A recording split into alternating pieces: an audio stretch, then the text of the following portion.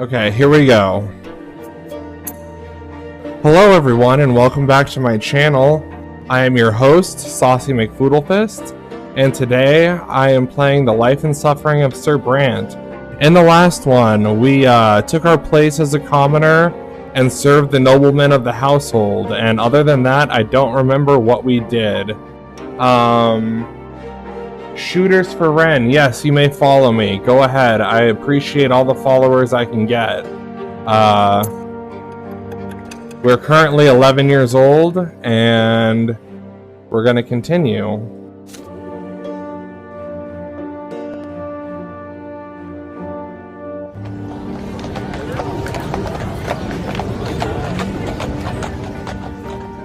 A dropped handkerchief. Hot, dry winds sweep through the city from the barren lands around it. The noble residents of Anazat prefer to remain in their chambers, while the commoners huddle in their tents or in the shade of the silver tree. You are on an errand right now. Your father wrote a letter to a noble acquaintance, and you are to deliver it. Thomas, the boy from down the street, is tagging along. The two of you are inseparable now. Pleased to know you too, Candace. Candace, Texas? Is that what your screen name means? Candace, Texas? The errand is an easy one, so you decide to take this opportunity to loiter around the part of Anazat where the nobles live. So here you are in the middle of the city square, resting on the ancient brickwork by the old fountain in the merciful shade of the gargantuan silver tree. Thomas is by your side, lazily slouching on the edge of the fountain's basin. Joshua Marquez, welcome to the stream. Thomas, it's a hard life for commoners like you and me. Either you break your back in a workshop day and night, hoping someone will buy your goods someday, or you become a manservant to some noble. You never get a chance to enjoy life. This is our lot, you remind him. We work and endure and suffer, but Thomas waves your words away. Thomas, yeah, I know all that already. Mother keeps drilling that stuff into me. We must be humble. Our strength is patience and persistence. So yeah, I want to say, but I want to make my fortune no matter what. So how ain't that living by my lot, I ask you. Try to say a joke to amuse your fans. What did 50 Cent do when he was hungry? 58. That's my joke. Buy the lots, they ain't easy. Let's take you for example, Brante. Your father is a nobleman, but even if that didn't make you one, just look at your hands. You never had to work as hard as me, but we have the same lot, so we're supposed to suffer the same. Or look at your father. He's a judge. He toils at the prefecture day and night, doing his judging, and he's a noble. I've never seen an Arachnean work as hard as he does. You shrug. Arachneans are a different race. The books say they were born to rule over humans. They are never commoners, always nobles of the sword by birth. They founded the empire after subduing the human kingdoms on the continent. Humans will never be their equals. Arachneans are always better, smarter, stronger, and their skin a noble shade of blue. If the books are to be believed, of course. You've never seen one yourself. Your idle chatter is suddenly interrupted by a rugged-looking guardsman dressed in black and green. He chases you away from the fountain. Common rabble like you have no place here. You hear clattering of hooves and wheels against the cobblestones, and see flags bearing a coat of arms, a sable serpent on a field of vert. It makes you squirm. It is the Archduke's coat of arms, the Melanides dynasty. The carriage opens, revealing a young lady in a luxurious dress. Baron Rowe, welcome to the chat. You cannot look away from her.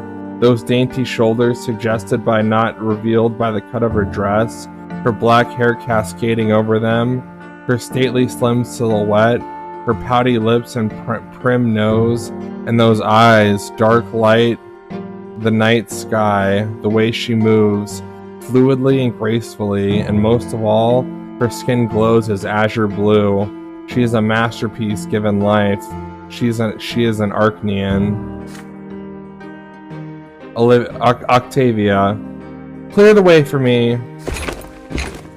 The Melanidus guardsmen work quickly to clear the way to the fountain for the Archnean lady. The searing sun dances on her skin in bizarre patterns. With one elegant motion, she reveals a handkerchief, then leans over the basin and wipes her head and neck with its cool water. Thomas, well, I'll be the Octavia Melanidus, our Archduke's own daughter. The Archnean turns away and proceeds gracefully back to her carriage. You see something slip out of her hand and fall onto the cobblestones right next to you. Her handkerchief. It is right there by your feet. Intricate craftsmanship, expensive woven fabric, delicately decorated with emerald filigree. Your heart skips a beat. Will you dare draw the beautiful Archnean's attention in order to return her lost possession? Or would you rather not attempt to cross the chasm between you and her? Give the handkerchief back to Octavia. Stash the trophy. You walk up to the Archnean lady to give her back her handkerchief she had dropped. Stash the trophy. You quickly hide the trophy, planning to sell it later. Keep the handkerchief as a memento. You watch the Archnean lady depart, trying to burn her every movement into your memory. I'm going to keep the handkerchief as a memento. Thank you, Vicky, and thank you, question mark, for the hearts. I really appreciate it. And thank you, question mark, and Miss Benny for the heart. I appreciate it.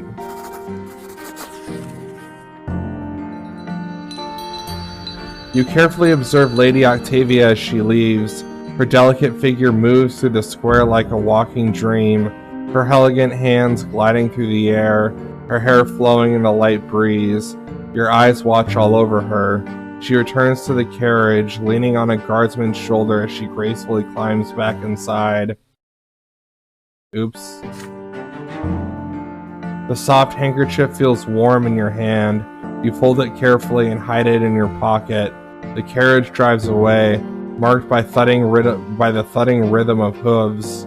Until that day, you associated the Melanidus dynasty with nothing but indifferent cruelty, but now your breast pocket holds proof of yet another quality they possess: beauty. We got plus 10 willpower, which is good. We're full of power. And we're almost prepared for anything. Your remaining inner strength and readiness for action, you spend it on difficult choices.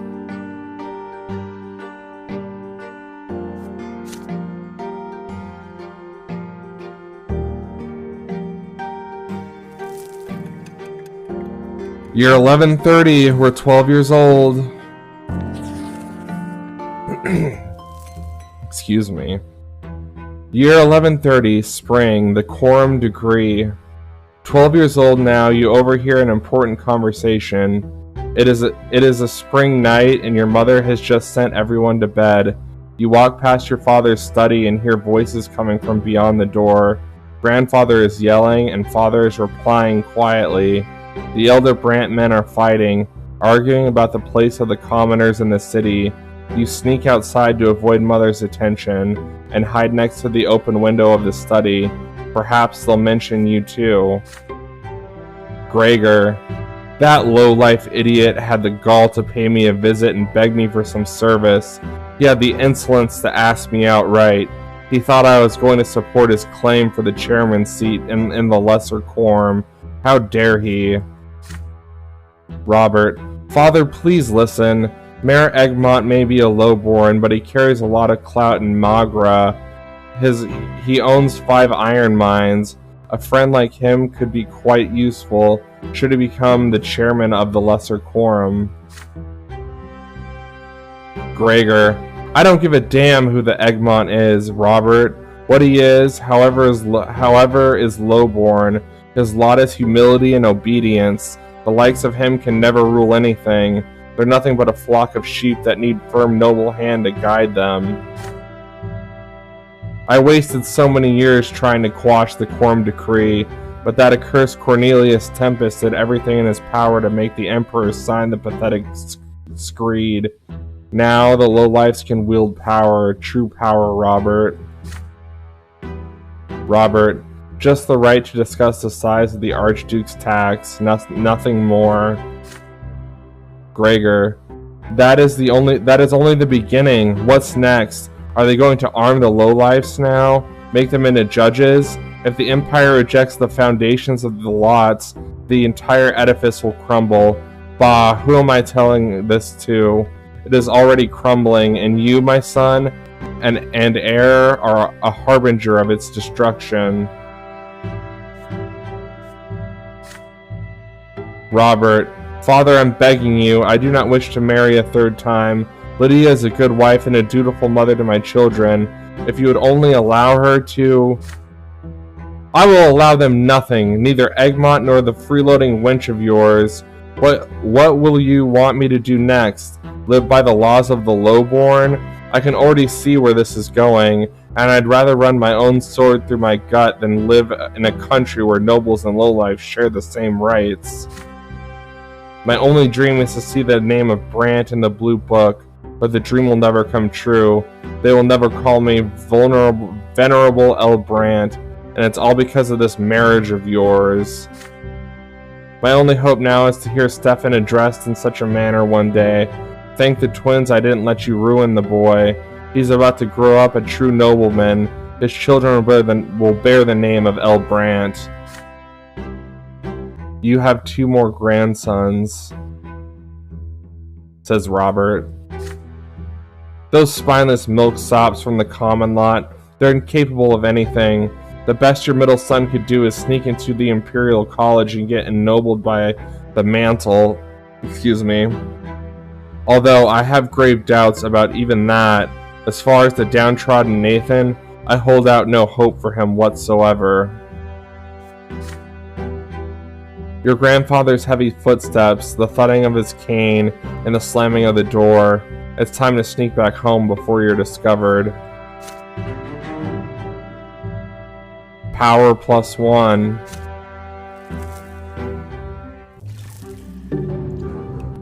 School begins, year 1130. You started studying at school of Sir Tibor and begin to master the sciences.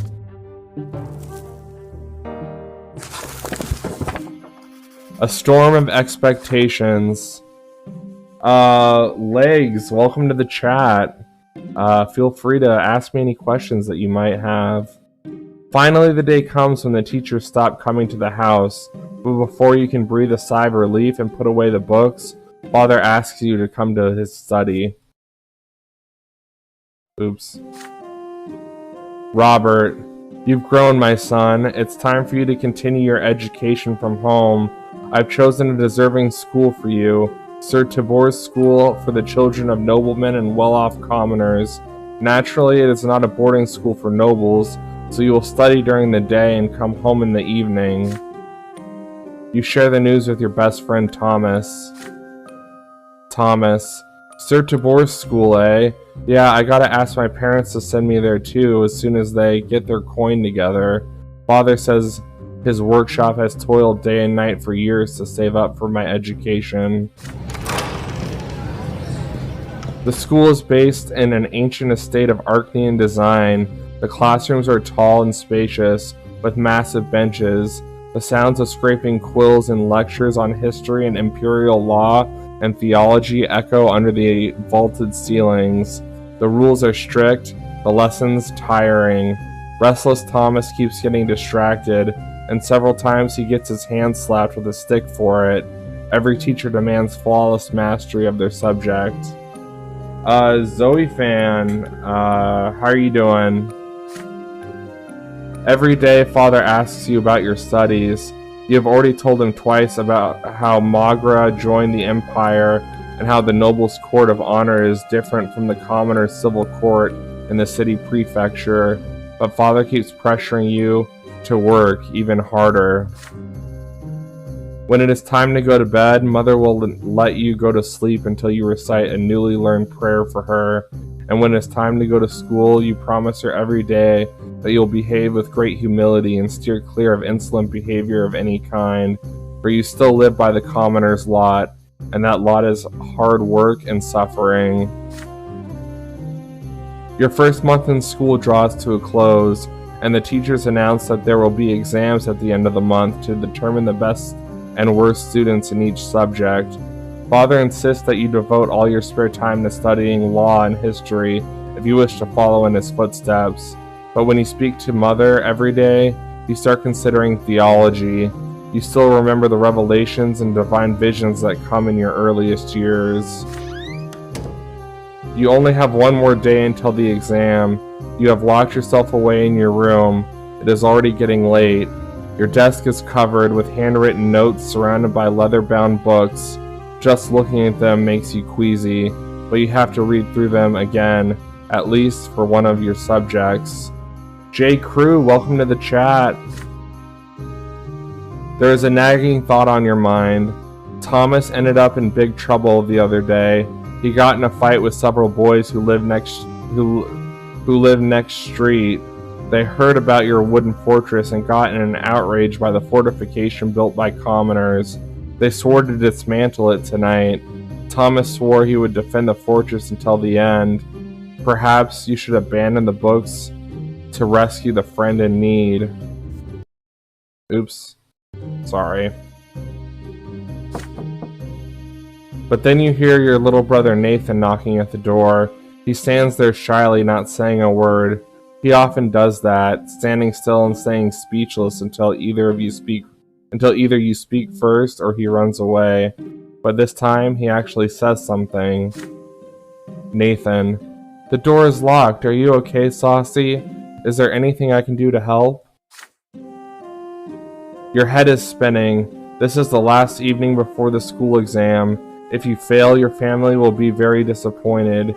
You have to refresh your memory on law or theology, either one or the other. But Thomas and your fort are about to be stormed. Why today of all days? You grind your teeth in rage at the thought. Nathan is by the door, trying not to bother you. He wants to help you the only way that he can, for reasons known only to him. Will you accept his help? Focus on law and history. You intently study the books on the secular sciences. Go help Thomas. You sneak out of the house and run to your wooden fort.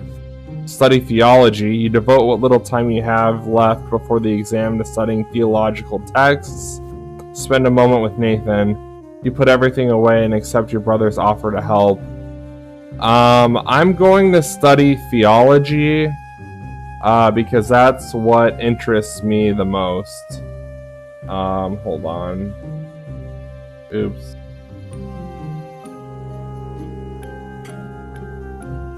Study theology.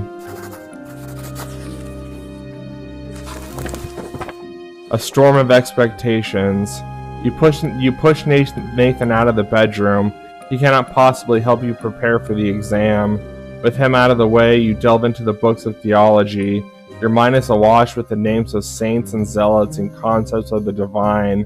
Your studies tire you out so much that you fall asleep among the books until your mother wakes you up gently and sends you off to bed. Come morning, you barely have time to wake before you are walking to the menacing edifice of the school.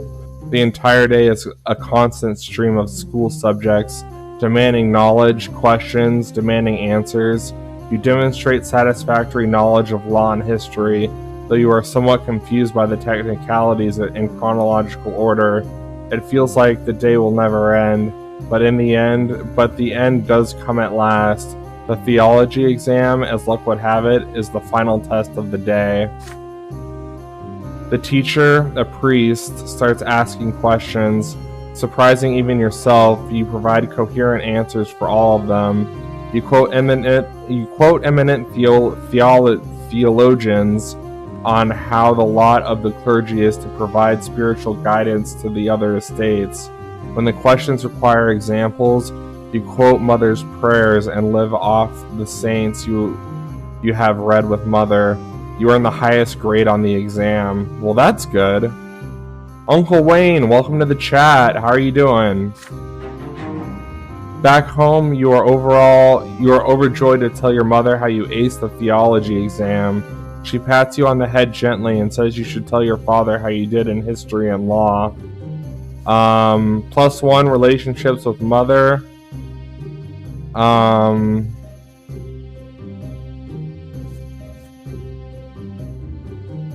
We got +1 relations, +3 sympathy.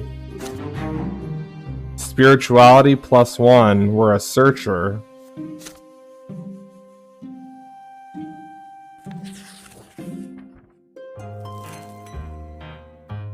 $11.30 fall. Noble titles. Your education continues. As you study imperial law, you come to realize that there is a certain hierarchy even within the noble estate. It seems your father's status is not quite equal to that of the more eminent human and Archnean gentry. You return home with new information at your disposal. Father asks you about school after dinner, as he always does. Robert, and what is the difference between nobles and the mantle of those of the sword, Saucy? You already have an answer ready. The latter status is hereditary, meaning it is passed down from father to son. After the Archneans, nobles of the sword, and the most eminent humans in the empire, they own land and estates. They fill offices of the highest ranks, and the names of their bloodline are preserved within the Great Blue Book. Nobility of the sword can only be granted by the overseer of the province, or the emperor himself. Ron and Cortez, welcome to the chat. How are you guys doing tonight? Robert, how are such eminent people addressed? With the honorific L before their last name, you respond. Sir Augustin L. Bourne, for example. Father pats you on the shoulder, clearly pleased. Robert, and what about the Archneans and their status? What have you learned about them? The Archneans stand above all human gentry. They are born to rule over humans regardless of their titles. No L is required when addressing them. They need no honorifics, for the names of their ancient dynasties are known to all. Paul, welcome to the chat. Cadillac, welcome to the chat. Father nods somberly. Robert, yes, we can never be their equals. Do whatever an Archnean tells you and never defy them, ever. And what about grandfather and me? Where do we stand as nobles? That is easy. Father and grandfather are nobles of the mantle. The title cannot be inherited, but it can be earned by a commoner as a reward for great service to the Empire in the Legion or as a civil servant. Father suddenly grows quiet and looks at you in the eye intently. Robert, yes, and someday you will earn a noble title too, son, all in due time.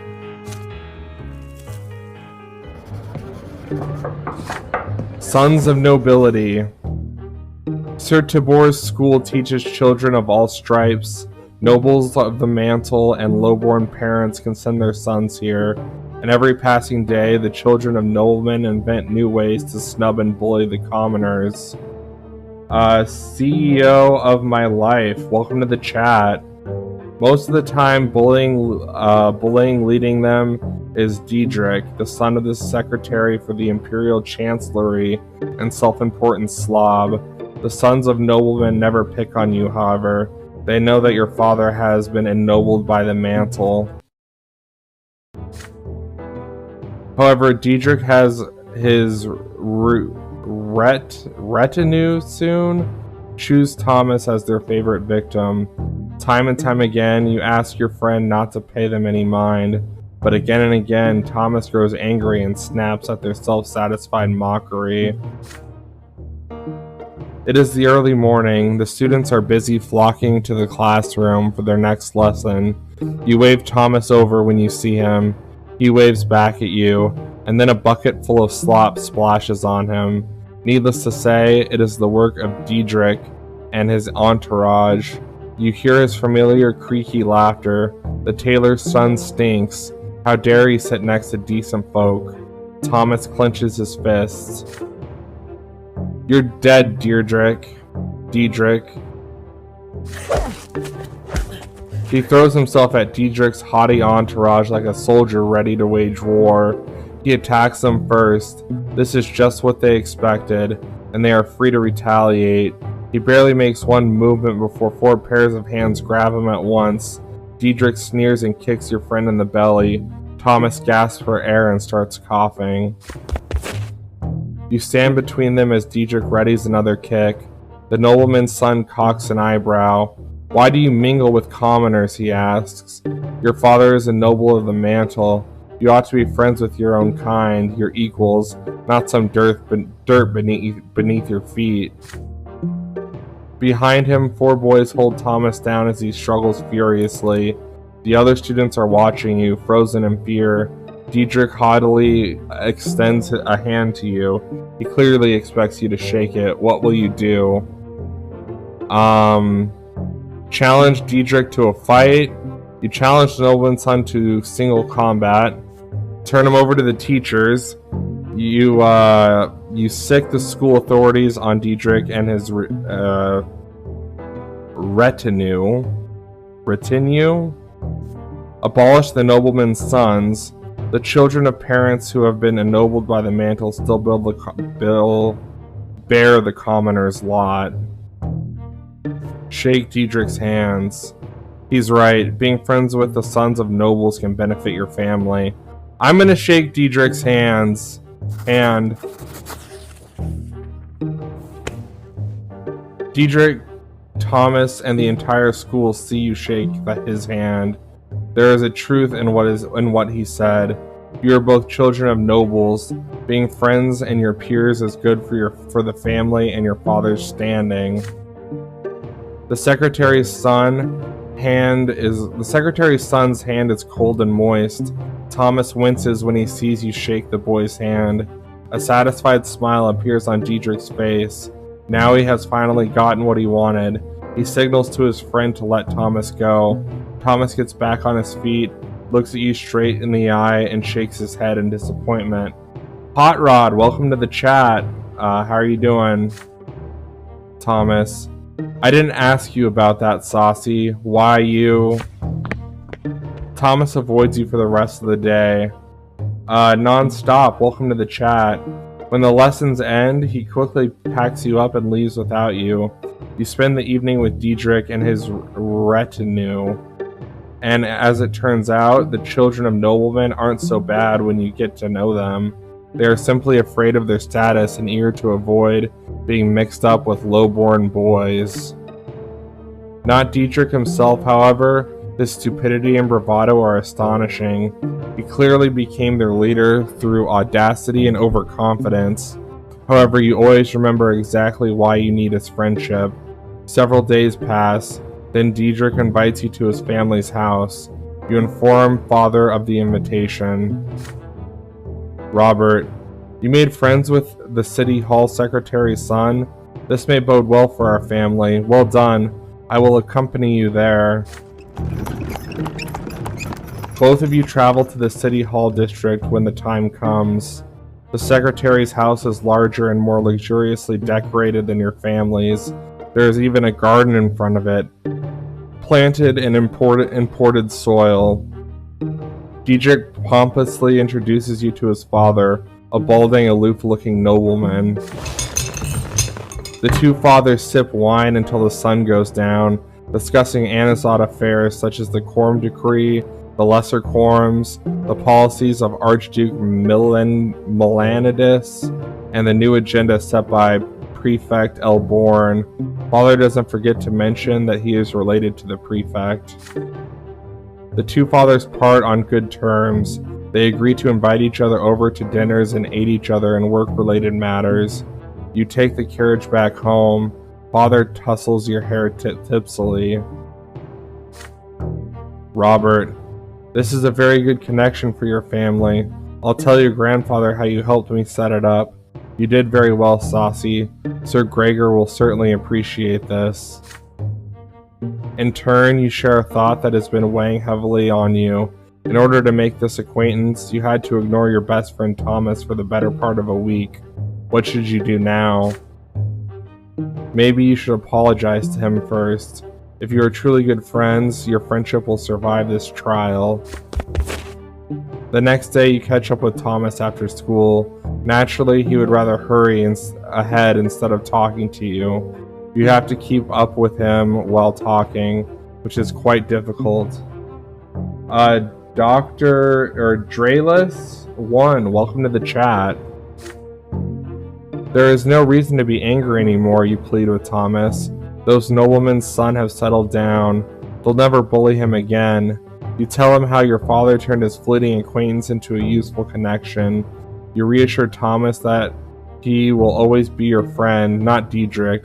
He's nasty and stupid and only wants the other boys to praise him. Thomas stops when he hears you say this. He turns to you, the familiar smile beaming on his face once again. Thomas. Now that's interesting, Brant. So you've learned his weak spots, eh? Keep talking and I'll see if I should forgive you. You tell Thomas about the week you spent with Diedrich. Soon the two of you are making up new names for the bullies based on what you have learned, laughing together again. His resentment soon disappears and he stops avoiding you. This has left a mark on your friendship, but you remain friends. Okay, relationship +1, +3 sympathy.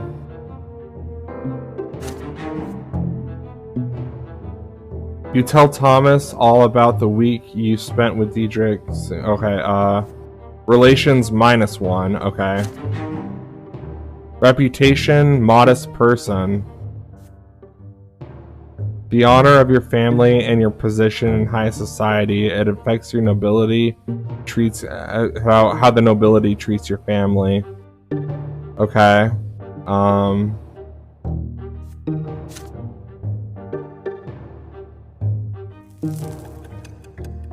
You're 1131, we're 13 years old.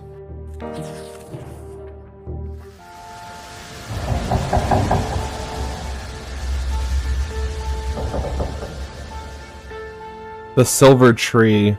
Your theology teachers tell you more about Anazot. It is more than just a provincial capital. It is also a sacred place blessed by the gods. It is there where the twin gods' first disciples spilled their blood, and from the blood grew the sacred silver tree. Its enormous foliage hangs over the city. You see its branches in the sky every day, but you have never approached the trunk of the tree yourself. Today you'll be taking your first trip to the Silver Tree. Your class is visiting a service in the great temple by the tree's very roots. Thanks to your theology teacher, you and the other students will witness the landmark of the twins' advent up close. Everybody is excited. Soon you and the other boys enter the slums surrounding the church district of Anazot. The roots are pulsating under your feet. They spread underground all throughout the area. Pathetic, cramped hovels and filthy streets surround the trunk of the tree. They are home to paupers, day laborers, and preachers. The people of the district bow humbly to you and point you towards the temple. They seem at peace despite the abject poverty in which they live. All who live directly beneath the tree are filled with its divine grace, your teacher says. Perhaps come here to make peace with the world and their fate in it. VXXXP, welcome to the chat. Your class is unusually quiet. Everyone is listening to the rustling of leaves and the underground beating of the roots. The sky above you is obscured by the tree's canopy. You find the temple of the twin gods right next to the tremendous trunk of the tree. It almost seems a part of it.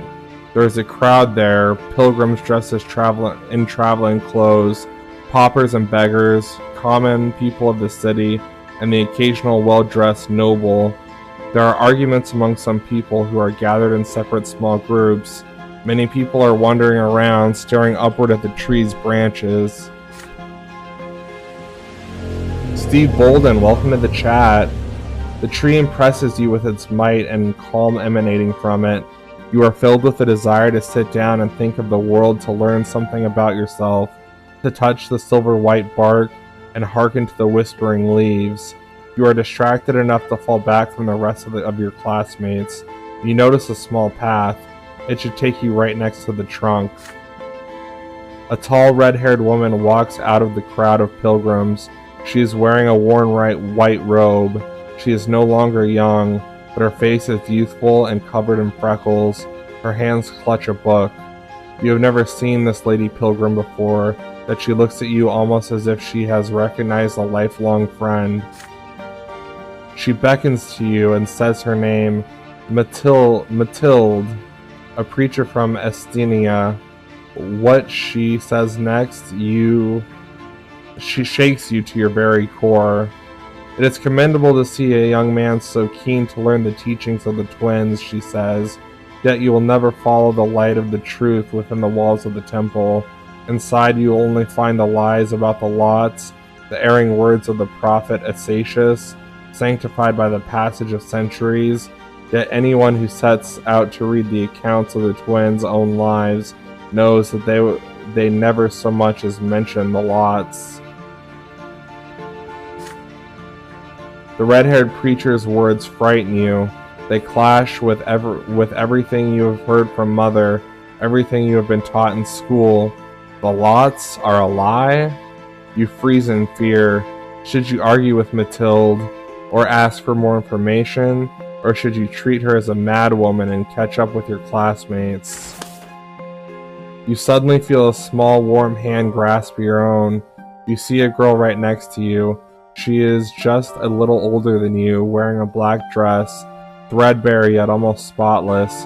Her hair is covered by a handkerchief, with only a single golden lock showing, her brown eyes burning with rage, her hand pulling you away from the red-haired preacher.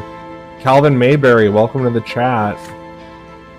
You stand in confusion at the strange young girl, your cheeks flushed by the sudden touch. There is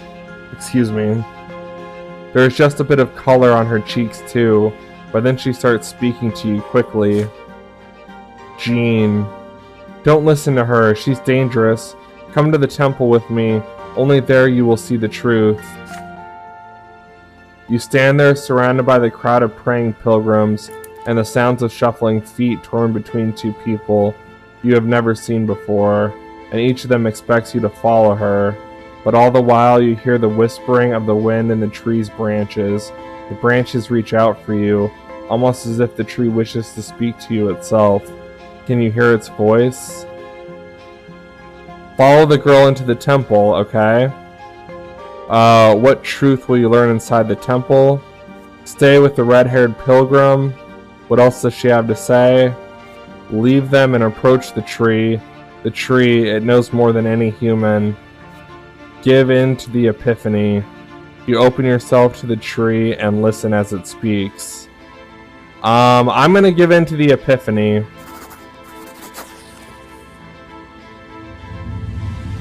You step away from the girl in black and the woman in white, your eyes transfixed by the tremendous towering trunk of the tree.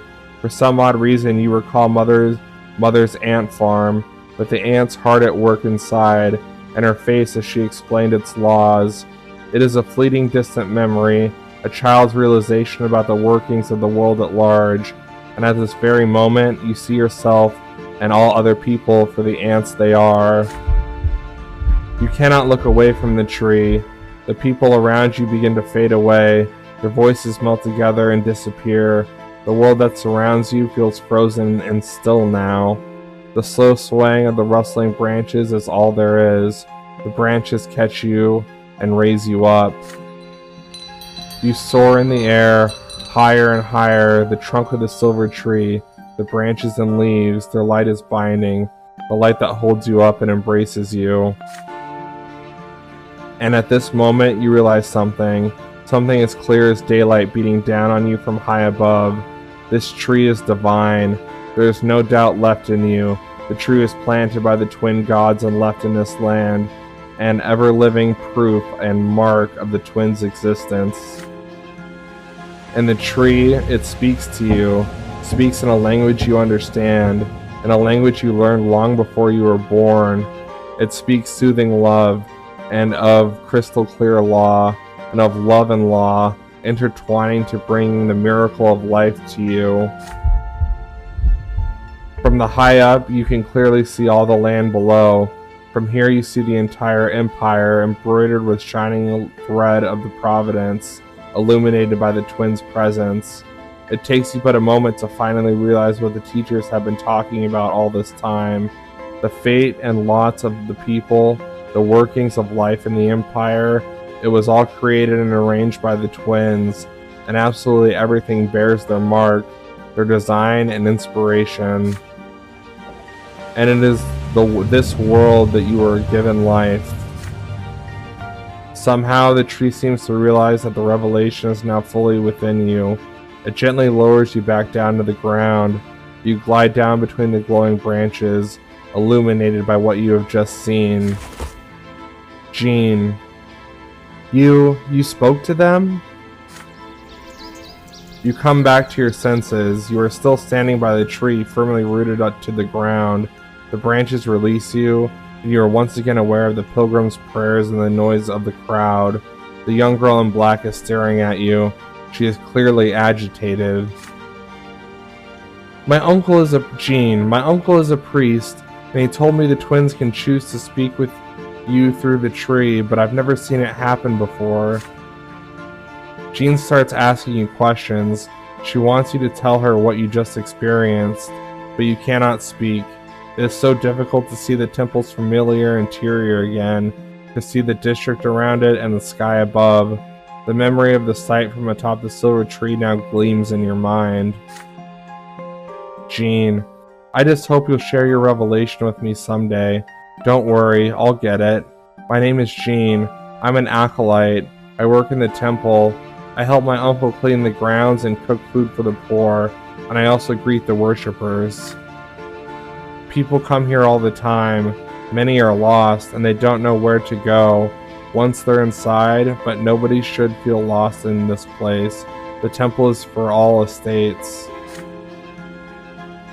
But then you hear your theology teacher calling you. It is time for your class to return to school. Before you leave, Jean suddenly takes your hand. You can't help but blush. Jean, please listen to me. Fewer people ever see these things. The twins, they were speaking to you and you heard them. It's a sign. You should become a priest. You'll be guiding those who cannot hear the twins. You'll be helping their souls find the way to the top of the pillar. It's the most honorable calling in the world. You say goodbye to the young acolyte. Yet, as you return to your ordinary life, Jean's words remain in your memory from that day forth. Jean, status acquainted.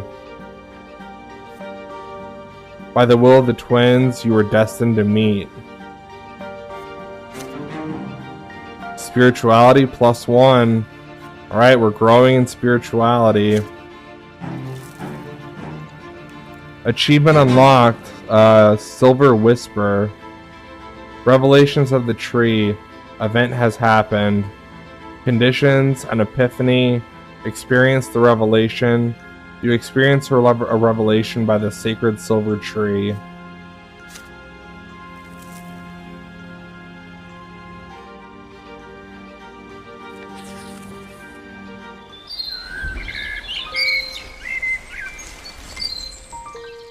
The shadow of the past. Another school day has ended. You are making your way home, still mulling over the things you learned from your teachers. The founding of the empire, the eternal and unshakable rule of single dynasty, the 3 estates, each with their own rights. What an odd sort of order the world has, and yet so mysterious. At least it sounds that way with your teacher when your teachers talk about it. Oops. Mother is waiting for you on the porch. She smiles gently when she sees you, and yet her expression still shows great concern. Father left on a trip to several distant Mogren towns a few days ago. Since then, Mother has been trying to tell you something, but she seems uncertain. Lydia. Son, Could you put your things away and come pray with me? You join your mother in prayer to the twins. She prays with fervent sincerity, her head bowed low, reciting the words of obedience to them and their greater design in a barely audible whisper. You repeat after her, just as she taught you ever since you were a little boy. While the prayer ends, Mother sighs and turns to you. Lydia, Saucy, my son, you are 13 now. You'll be grown soon. It's time you learned about certain things that are important to our family. Excuse me. Difficult things. It's about your father and me, about our marriage. You gaze curiously into your mother's eyes. Lydia, I'm sure you've wondered about this before. Your father is a nobleman of the mantle, so how could he marry a commoner with another man's child? But as you see, Saucy, your father, when his first wife Amelia Elborn died, it was a painful blow to him. He lost the will to live, lost all purpose. He felt like his own destiny was cut short that day as well. And then he met me. You know the troubles I had in the past. I went to the prefecture as a petitioner to ask them for help, protection, justice. When I was a young girl, I worked at a small shop that sold crockery and dishes. A nobleman took a liking to me. May his name be forever forgotten. The twins know I was humbled and honored his lot to rule. He took me by force. Mother falls silent, summoning the courage to continue. Gloria is that nobleman's daughter, but he was outraged. How could I have the gall to burden him with a lowborn progeny? He turned me out on the street with the little baby girl in my arms. Mother's voice is shaking now. You take her hand tenderly. I had no home, no honor, nowhere to go, no one to help me. When I went to the prefecture, I didn't really think the judges there would help me find justice against my former master. But when Sir Robert heard my plea, his eyes met mine, and I believe that, at that very moment, the twins themselves granted him the gift of their love. Your father told me that there was nothing he could do to make that detestable nobleman marry me, but he would never abandon me and my baby Gloria, and if I agreed, he would take me into his home. William, welcome to the chat. Tears are running down your mother's cheeks. And as I knew it, my son, I knew how much his honor and reputation would suffer, but caring for me has brought him back to life. It's like he experienced another sacrament. He rediscovered his noble purpose, his lot to rule and protect and care for others, but his decision to marry me, he is still paying for it today. Your father had the courage to defy your grandfather, the founder of his bloodline. If only you knew how much he had to endure, my son. If only you knew the despicable rumors we heard about the Brants all over Anazot. It was only thanks to the efforts of Sir Gregor that the Brant bloodline managed to hang on to what little remained of its reputation, and now the noble families have all but forgotten about the scandal. Thank the twins. Your mother falls silent. She looks at you intently. Do you understand what she is telling you? My son, I'm not telling you this just to share the pain of my past. I have no reason to complain. Even Sir Gregor has accepted me through gritted teeth. But you need to understand the heavy burden our family must bear, including our scandalous marriage and Gloria's foul origin. Theology, welcome to the chat. And Gloria, she can never be a Brant. Even if the elder Brants agreed, the news would stir up the old scandal in the minds of high society. And if it were to happen, Saucy, they would see even your birth as illegitimate. Mother sighs heavily. What I told you now is something you have to know, son. You are about to enter adult life. By my lot, I must be humble. I cannot tell you how to treat your family, but I may ask you a question. But may I ask you a question? Now that you know all this, do you still see Gloria as your sister?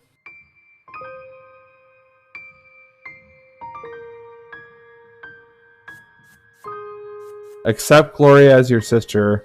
Regardless of her origins, Gloria will always be family. Distance yourself from Gloria. What is good for the family is good for you. You'll be more wary when dealing with Gloria from now on.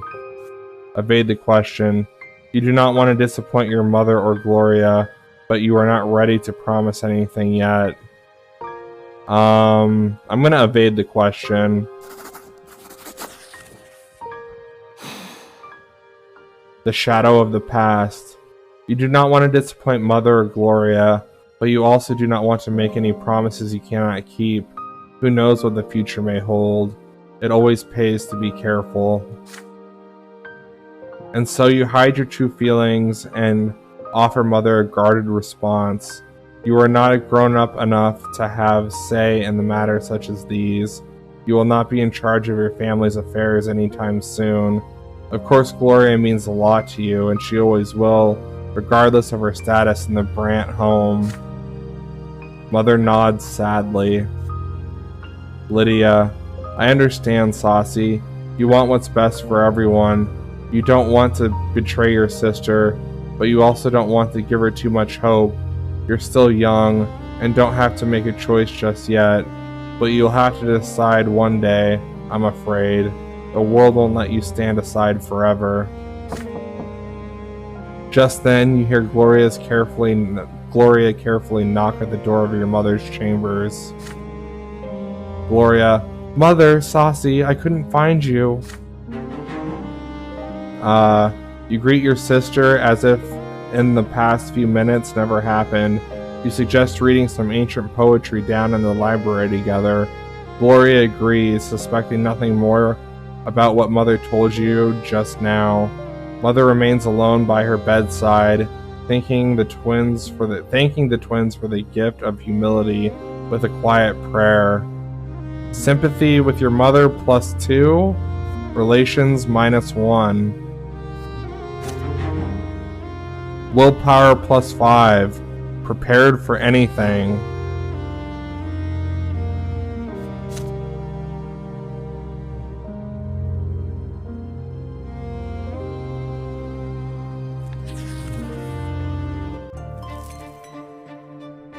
Scott, welcome to the chat. Year 1131, Fall, the Flash and the Flame. You are 13 now. Another theology lesson. Today's sermon is about the priests and why the clergy is the only one of the 3 estates with the right to interpret the lots and guide the other 2 estates accordingly. Thomas sits next to you, huffing and puffing as he fervently writes down the teacher's every word. But you've heard all this from Mother many times, so you take the moment to daydream a little. Father promised to take you to the capital once your studies are complete. But the teacher suddenly casts a stern look around the lecture hall and raises his voice at one of your classmates. A boy by the name of Brian jumped out of his seat. The teacher asks him to repeat what he just said. Brian freezes and seems to shrink. He tries to muster a reply, but nothing comes out. Uncle Wayne, welcome to the chat. The class becomes agitated. Someone is about to get punished. The teacher now looms over Brian. The boy's cheeks are flushed, and his eyes are covered in tears. You watch the teacher's iron-bound book as he raises it sharply, about to strike. Brian shrieks and raises a hand in front of him. A sudden flash. The teacher screams and buries his face in his arms. His hair is ablaze and his skin is covered in horrible burns. It's magic, real magic, just like in the books about the Magra rebellion. The class freezes in shock. There is a dull thud as the iron-bound book falls to the floor. Brian's hysterical laughter rends the silence. He stands up from the bench, fire in his eyes and sparks on his fingertips. There are screams now. Students run to the door. The teacher tries to extinguish his burning hair. Brian snaps his fingers, and the Book of Assacius on the desk turns into pillars of flame.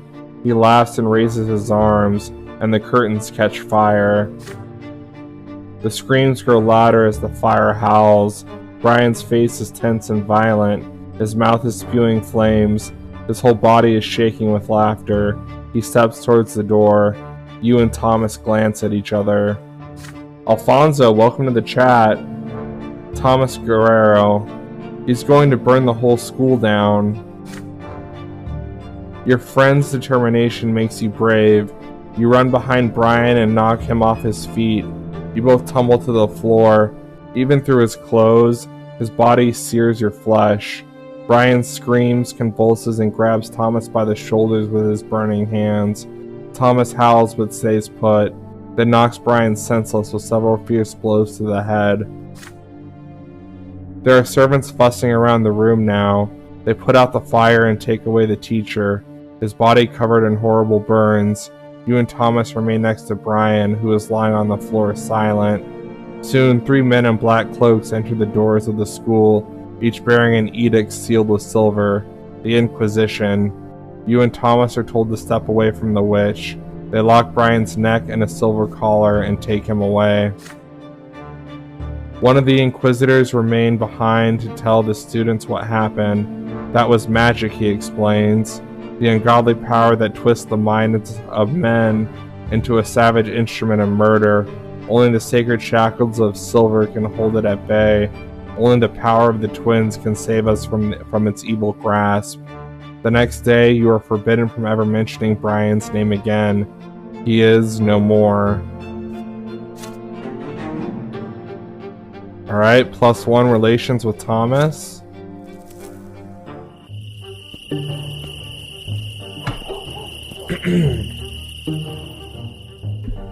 The Nobleman's Lot.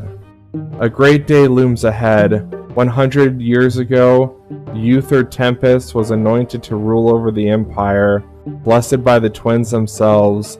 The Emperor's reign continues into the 2nd century. Celebrations in the honor of the Tempest dynasty are held throughout the city, and the school is closed for 2 weeks because of that. One of these evenings, Father tells everyone that Grandfather is going to bring Stefan back home for the holiday. They say family should celebrate the day of anointment together. You could benefit from your elder brother's company.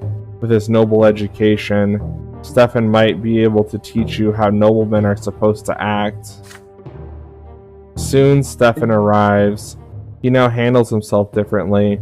When it comes to ordering servants around and ignoring Gloria, he is still Grandfather's double, but he is more grown up now and far less haughty to you. It is a dark winter evening. A damp cold sweeps through the city from the barren lands of Magra. You and Stefan are sitting in the library.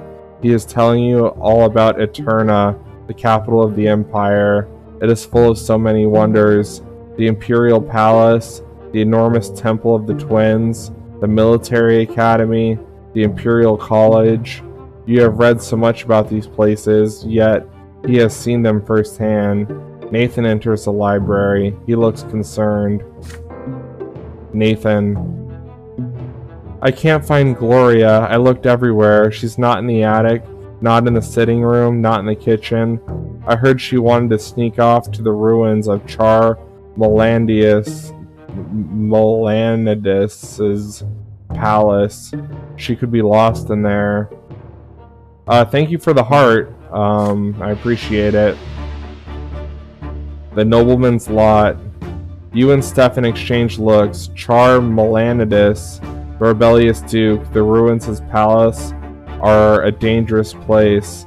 Some children claim his tainted magic still lingers there, which means you absolutely have to make your way there and back to prove you're not afraid of the long-dead witch. Your brother tells you to wait. He leaves and soon returns with his sword in its sheath. Stefan. Get ready, Saucy. We're going to rescue Gloria. She must have gotten to the ruins in search of inspiration for another one of her little rhymes. The two of you instruct Nathan to tell your parents you've gone for a walk in the square. You and your elder brother head outside. You are confused by Stefan's actions. He refuses to treat Gloria like a human, so why is he still so determined to rescue her? Stefan notices your expression. Stefan, are you wondering why I care about Gloria all of a sudden? I can't act in any other way, can I? The law of honor compels me to protect my family. Gloria will never be a Brant, but father still took her into our house. I must respect his seniority and defend Gloria like she is one of our own. You are a Brant too, noble or not, which means it is your duty to aid me. The ruin of charred Melanides' place span an entire district. The palace was abandoned centuries ago, and its remnants are overgrown with thick underbrush. The ruined palace is empty, nothing but cold wind blowing over crumbling brickwork. Even the worst scum of the land steer clear of this place. You make your way through the ruins until you spot scattered sheets of paper covered in writing, your sister's writing. You hear loud laughter coming from behind a dilapidated stone wall nearby. You pull yourself up to peer over it. Gloria is lying on the ground face down, twitching and sobbing. A gaggle of drunk young thugs surround her, cackling and swinging their arms about. You hear their shouts. Look at this lass, sitting here rhyming words together. She thinks she's all noble, but don't you worry, you low-born tart. We're gonna teach you your place. One of the louts spits at Gloria as she lies there. Stefan, get away from her this instant, you bastards, or I'll spill your guts. They respond with mocking laughter. Stefan draws his sword. The street thugs recoil in fear, but they soon notice that he is the only armed man against the many. They start reaching out for sticks and stones. Stefan, stand by my side. Don't let them flank me. Stefan's hands shake, but he looks ready for battle. He is outnumbered. For a moment, you hesitate. Perhaps it might be better to run for the nearby district and call for guards. The young thugs are already armed with makeshift weapons. They start approaching you and Stefan cautiously. Charge the attackers. You grab the heaviest rock you can and you can find and get ready to fight. Follow your brother's orders. You get busy defending Stefan while his sword does the attacking. Call the guards. You leave the fighting up to Stefan and run for help. I'm gonna call for the guards because I don't want to get killed again. The louts try to flank Stefan and surround him. Your brother's sword thrusts and feints methodically, like in a training bout. The thugs keep dodging and jumping away. They manage to stay safe so far. If things continue like this, soon one of them will flank Stefan, kick the sword out of his hand, and bring him down. The ruffians are paying no attention to you, however. Oops. Stefan slashes his sword. One of the young men falls. The others rush at your brother. You get Gloria back on her feet as she stares at you in astonishment. It's time to find the guards. You find the guards in the Archduke's colors patrolling the nearby district. You tell them that a gang of lowborn thugs has assaulted a young nobleman, and when you make your way back, the louts' bodies are already fading away. Stefan is on his feet, his sword sinking in the last foe left standing. He smiles at you faintly, then his eyes roll back into his head, and he collapses. The guards help you bring Stefan back home. Grandfather sends for the doctor the moment he sees his favorite grandson unconscious. The doctor quickly brings Stefan back to his senses and bandages the injuries on his left arm. Sir Gregor never leaves Stefan's side. Oh wow, a game. Yeah, Simon, we're playing a game right now. It's called The Life and Suffering of Sir Brante, in case you're interested in checking it out. You acted like a true nobleman, Stefan. You fought for your family's honor, even though you needn't risk your life for that freeloading wench. The burden of a noble is a rough one to bear. We must obey our lot. so that the lowly estate may toil for theirs. But when the lowborn scum grow insolent, we must be there to put them in their place. Now I fully believe that thanks to you, the Brante name will be written in the blue book, my boy. Your deeds will forever be remembered in our family's blood tide, and all of us will be there. You, your father, all of us. Words cannot express how proud I am of you.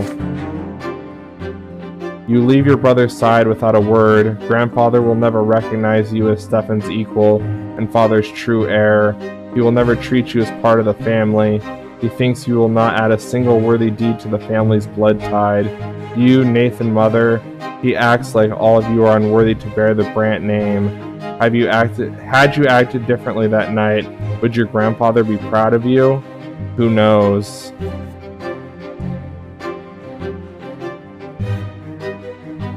Stefan treats you as usual. Ingenuity +1, we're bright.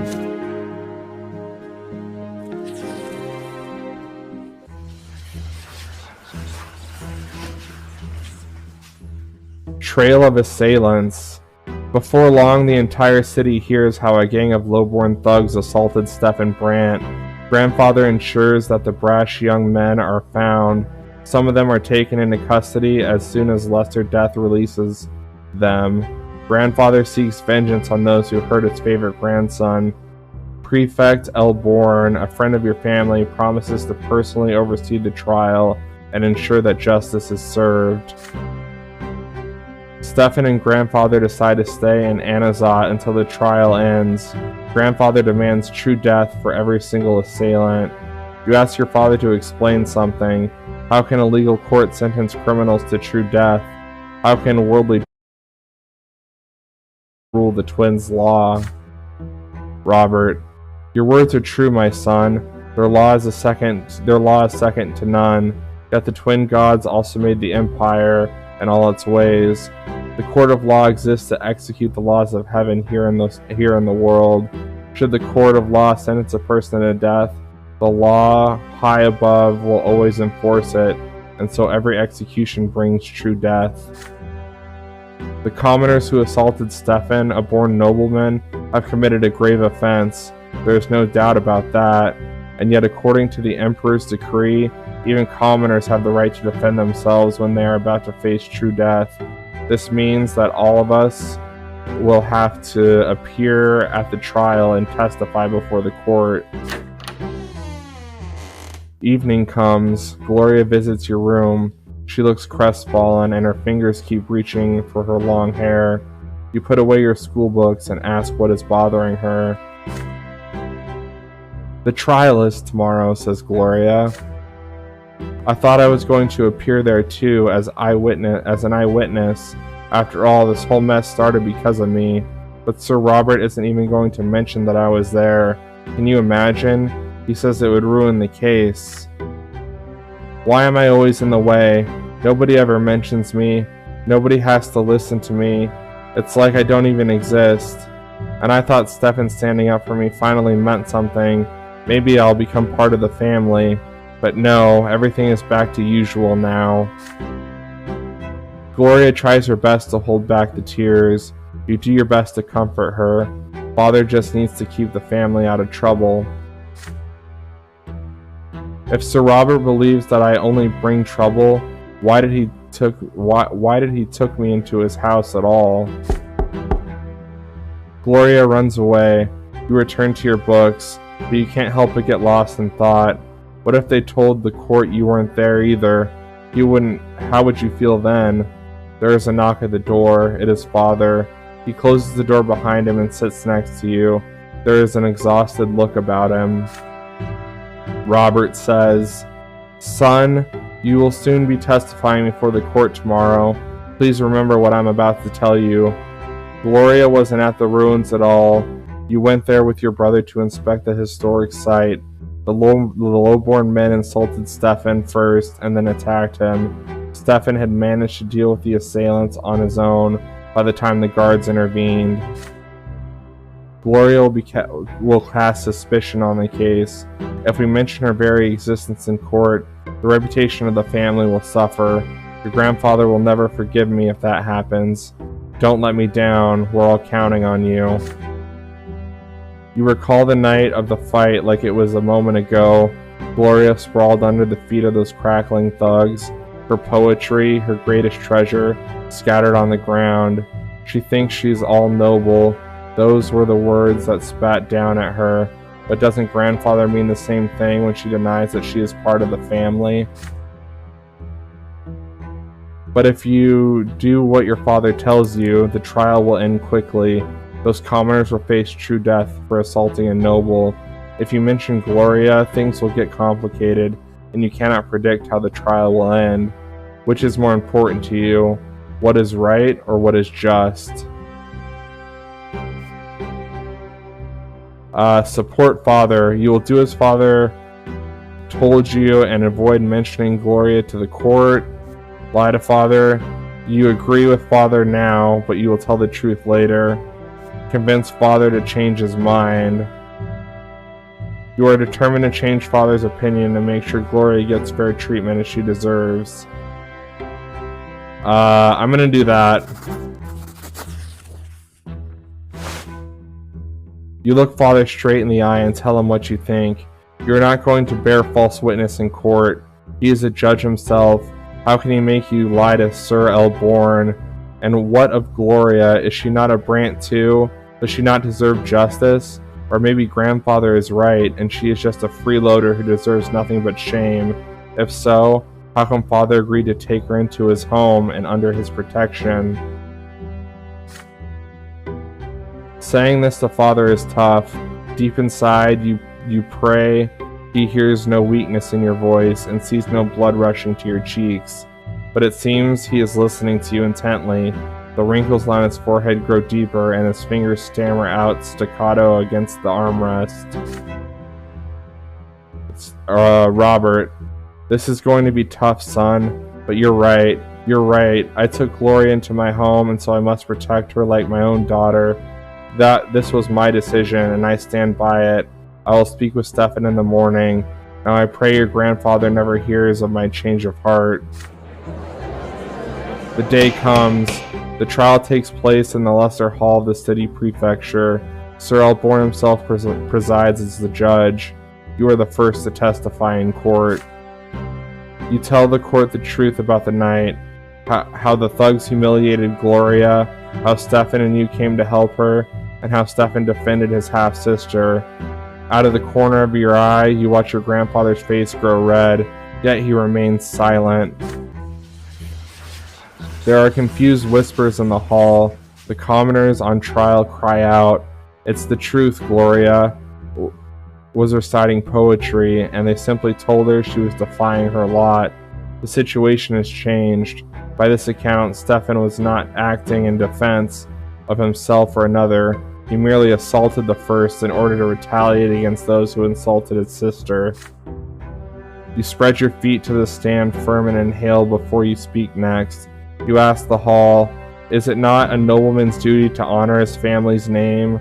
Glory does not have the Brant name, but your father took her into his home. Therefore it was Stefan's duty to protect her, and as he would have protected any of you." Contemptuous chuckles rush to the courtroom. You've just reminded the city of your father's shameful second marriage. Stefan is next to testify. He reluctantly confirms your testimony, glancing at your father and grandfather all the while, his arm in a sling in his main argument. Stefan wanted the commoners to stop insulting Gloria, yet in the end, the commoners were the first to assault him. After a short recess, Sir Elborn returns and rises to deliver his sentence. Augustin Elborn. The court of Anazat finds you guilty of assaulting Stefan L. Brant, a nobleman who stood in defense of the honor of Gloria, a member of his household. All 4 defendants are sentenced to true death by hanging. There is no wind, but you feel a gust sweep through the hall. The defendants turn pale, their mothers bawling and crying. Everybody in the court feels the dreadful power of law, and it is stern and just. That very power has been invoked by the sentence, and by that very sentence, the lives of the 4 young men are literally forfeit for all eternity. The gallows await. Stephen stands in the front row. Father stands next to him. The wood creaks. The trapdoors open under the young men's feet. They dangle in the air, wheezing and reaching out for support with their feet in the final moments. Grandfather's silence ends at home. He screams at you and Father, at Stephen and Gloria. The trial is a disgrace.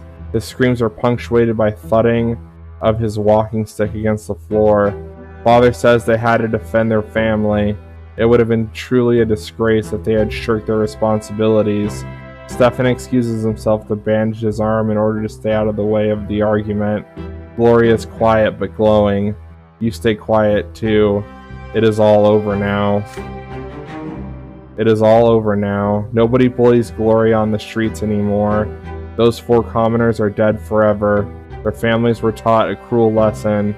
So it be with anyone who dares to raise his hand against a nobleman. We're -2 with Gregor. Reputation, tarnished honor. Unity +1. Honorable +1. Spirituality +1. We're soulful. And willpower -5, full of power.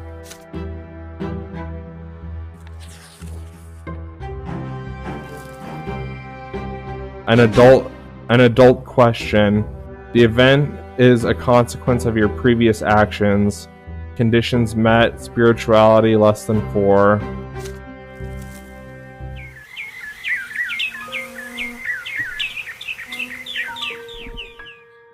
An adult question. The day is sunny, scorching and hot.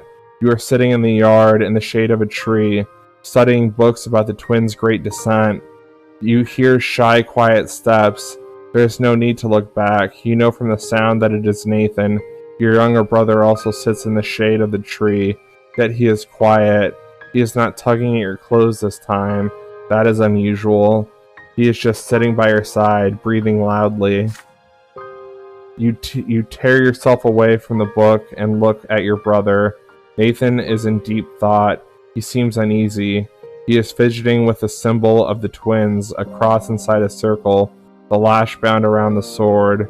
It is Nathan's pendant. He wears it all the time, but not today. The silence wears on. Nathan takes a deep breath, like he is about to speak, but he does not. His face grows even grimmer. He looks unusually hurt and bitter. At last, Nathan gathers his courage. He takes another deep breath. His eyes narrow. His hands clutches the encircled cross. Nathan. Tell me, Saucy. The twins. They hate me, don't they? Nathan's voice is quiet yet firm. The world falls silent around you. Not even a gust of wind can be heard. It is an answer if everything is waiting for your answer. You look at your brother again, confused. Nathan, the youngest brother, the most unassuming child. He is quiet, obedient, and thoughtful. He has been your responsibility almost since his birth, yet he has never been a burden. Father was always aloof around him, and Mother was too tired to even smile. Even Grandfather seemed to avoid Nathan with his scorn. He just treated your little brother like a piece of trash. He never called him by his name and always winced at the sight of him, perhaps because he looked so much like his mother. But is it true that the twin gods had no love for your little brother? Surely the twins have enough even for little Nathan, do they not? Nathan was born a commoner like you. His lot is suffering. Everyone is tested by the twins before their true death. No one can expect mercy along their path. He was born the youngest child in your family. That is his trial. Should Nathan persevere and bear the burden he was dealt? He shall yet reach the peak of the pillar when his time runs out. There is hope in Nathan's eyes as he looks at you. Guiding others in matters of faith is the clergy's lot. You are no priest, yet you cannot stay quiet. You see his pain, you see his trepidation, and so you will tell him what you think. What are you about to say? What you are about to say may be a turning point in his life. Dispel Nathan's fears. The twins are love for all that exists. Your brother is right. The twins are stern and ruthless. Of course I'm going to dispel his fears.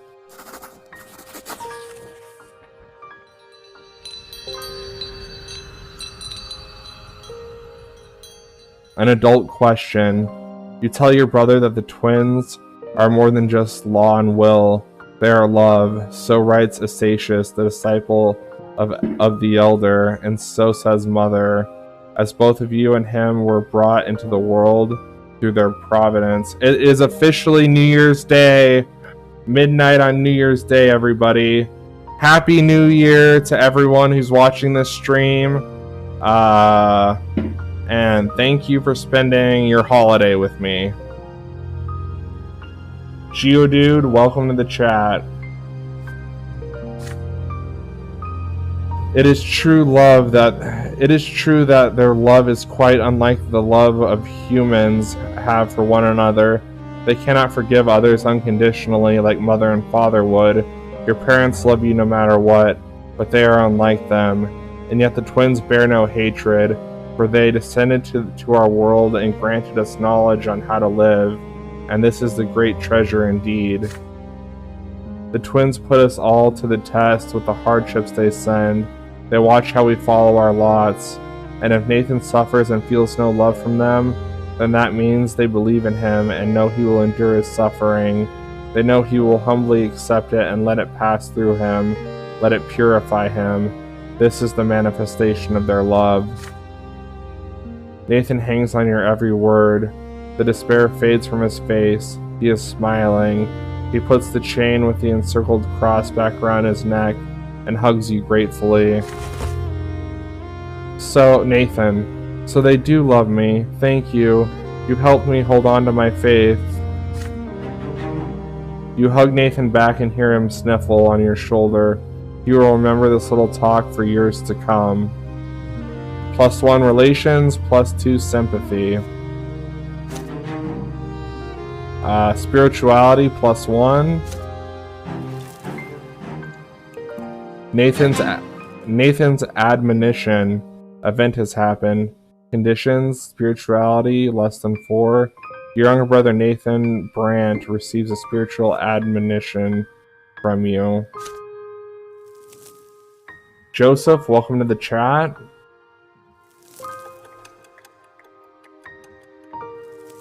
You're 1132, adolescence.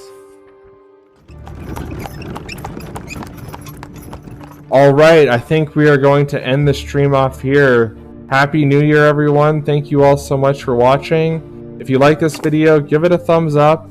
Or don't. I don't give a shit. And I'll see you all in the next one. And, goodbye, everyone. Yeah. Okay. I'm not looking forward to trying to explain this to you. You're okay. What? Had I had known, this is actually probably more enjoyable going into it blind, but had I had known, I would have probably at least watched the last episode. Yeah, well, it's fine. It's fine. It's fine. It's good. We're good. Hi, everyone. Welcome to the show. Hello. Me watching the show. We are playing the life, not just the life, but the suffering of Sir Brante. We are Sir Brante. Saucy Brante, actually, is our name. We come from a nobleman father. Wait, you didn't name yourself Saucy McToodle Brante? No, I'm just Saucy Brante. Oh. Anyway. Opportunity. Okay, continue. We come from a nobleman father whose first wife was a noble and she died. And his second wife was a commoner who is our mother. And we have an older brother who is a noble. And we have an elder sister who comes from our mother's first marriage, who is a commoner as well. She has been rejected by the Brante family. And we have a younger brother named Nathan, also a commoner because of our mother. But we are told that if we live the commoner's life and we do as we are told, that we too can become noble people in society. The year is about 1130 AD, the year of our Lord. And we are about 13, I think maybe 14 years old at this point. We decided to study theology, and we are learning the ways of the twin gods who reign above us in the sky. We died once, our premature deaths, trying to save a young lady from these evil dudes who were stomping their way with horses through the streets. But we were brought back to life and given another chance. And then we visited the tree of life or something that gave us a revelation that all is well in the universe. And if I wasn't drunk right now, I would probably remember what else the tree said. But the tree said a lot. Anyway, that's where we are in the life and suffering of Sir Brante. Avery, do you have any questions? I'll figure it out. I'm going to ask questions along the way because I will forget about 90% of this information. You're going to play the female characters. It's all just reading. Okay. It's 11:32. Agony. Evie! Sorry, my cat's going to try and chew on stuff. We're 14 years old. We're almost to our youth. We're in our adolescence. Okay. Oh, okay. Following. Oh, we haven't look at the right screen. Stefan. We have an older brother named Stefan. He's a noble. Is it Stefan or Steven? Stefan. I call him Stefan. Okay. Stefan leaves soon after the trial. Oh, yeah, there was just a trial. It doesn't matter. Stefan leaves soon after the trial, alone. Grandfather does not go with him. For the first time in a long while, he lingers in the house for more than a fortnight. Father says Sir Gregor is ill and needs rest. Sir Gregor is our grandfather. Several months goes by and it becomes clear that grandfather will not recover. The eldest Brante is mostly bedridden now. On some days he has trouble recognizing people. When he means to address you or Nathan, he calls you Robert, your father's name. But when he does get out of bed, the house grows empty. The servants hide, mother locks in her chambers, and you and Nathan run outside or hide quietly in your rooms. If grandfather sees anyone or anyone in the hallway, he begins lamenting. Oh, nobody needs the lots any longer, and a harlot with a child can marry a nobleman these days. Children have no respect. His son betrayed him and let him down, and oh, how the Brante family has lost its honor. Again and again, you hear your grandfather knocking at your mother's door, screaming that it is all her fault. He blames her for ruining his chances to find bliss in the hereafter. He blames her for dooming him to suffer at the foot of the pillar. You overhear your parents talking one night. Mother begs father to move Sir Gregor to his old home and spare the children his decline. Father refuses her outright.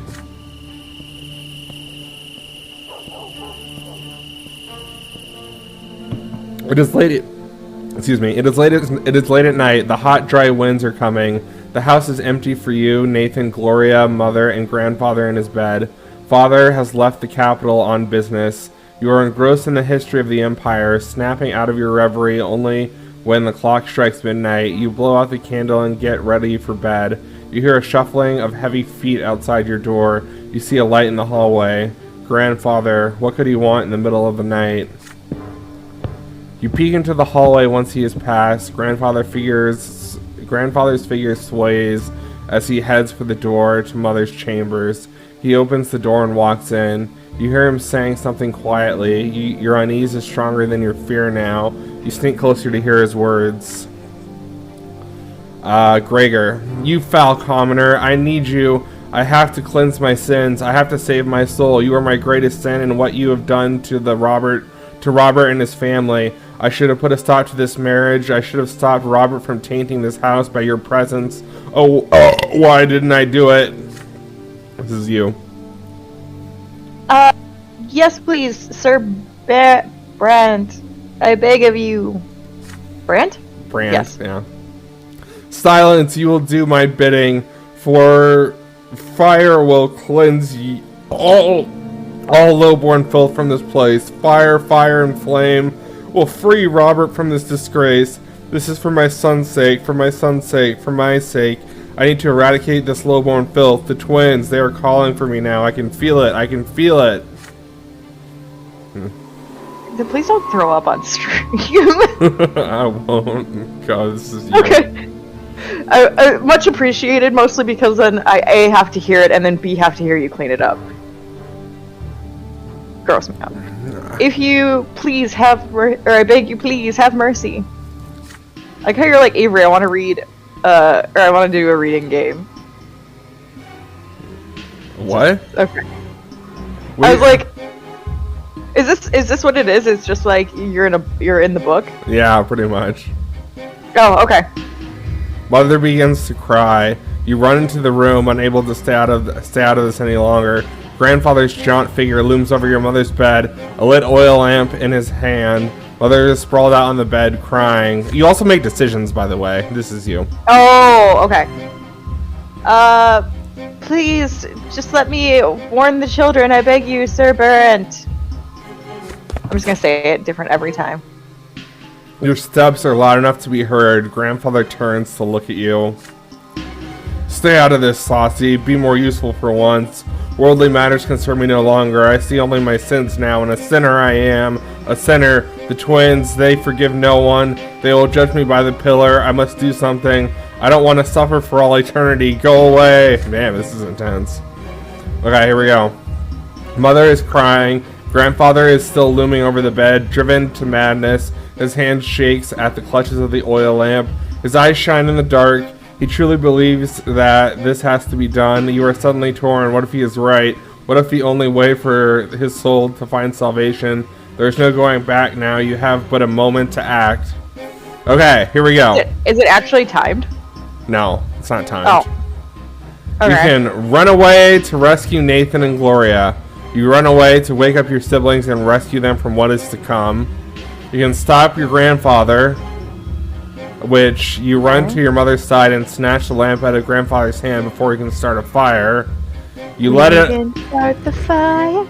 It was always burning. Sorry. You let it all happen as grandfather wishes. Grandfather wishes to purge his sins. He has the right to do so, even if it costs you your lives. Wow. Okay, so I'm gonna take your opinion into consideration, but I'll make the final decision. I don't know enough about what's going on to make it. Okay, well, I'll inform you. Our grandfather wants to kill our mother and her kids, which is us, all of her kids, because we're all low-born commoners, and he wants to purge himself of his sins in order to not have to burn in the afterlife. So should we stop him from trying to do that? Let him do that? Or try to save our siblings? The coward in me is saying run away. So run away and try to save the siblings? Yeah. Or I don't know how good of a fighter you are, but it looks like you might be a good fighter. So maybe stop the. Let's fight Grandpa. That sounds like a grand old time. But what have you ever thrown a punch at your grandfather? I have not. Both my grandfathers were dead before I was even born. Oh, okay. Well, that would cause problems as to punching them. I don't know what I want to do, honestly. What? You just want to let it happen, don't you? This game is so tough because I died because I was trying to save some chick, and I died, and you can only die like 2 more times before you're dead for good. So I'm afraid if I let it happen, I'm gonna die. And I'm afraid that I'm not gonna be strong enough. Yeah? Man,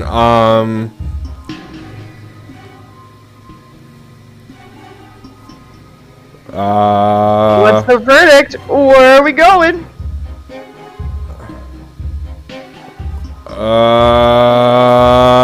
I'm gonna try to rescue our siblings. Okay.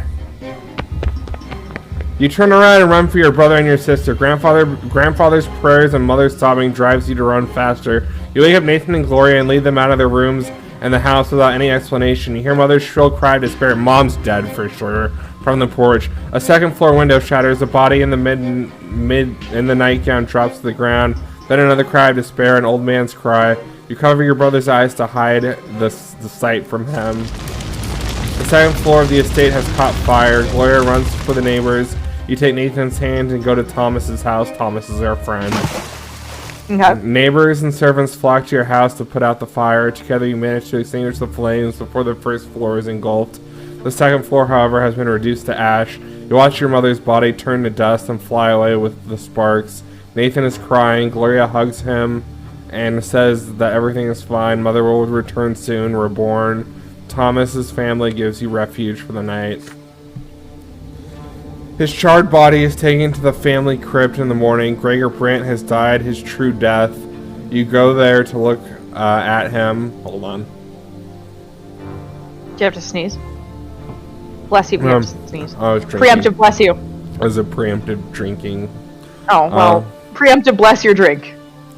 His face is covered by cloth, hiding its expression. Did Gregor finally find solace in the pillar amongst the flames in his final living moments, or did he die as he lived, an embittered soul driven mad because he could never truly live by his lot?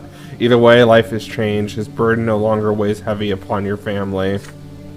For a moment, you are overcome with rage. Hot tears start rolling down your cheeks. This is it. You will never be able to prove anything to him now.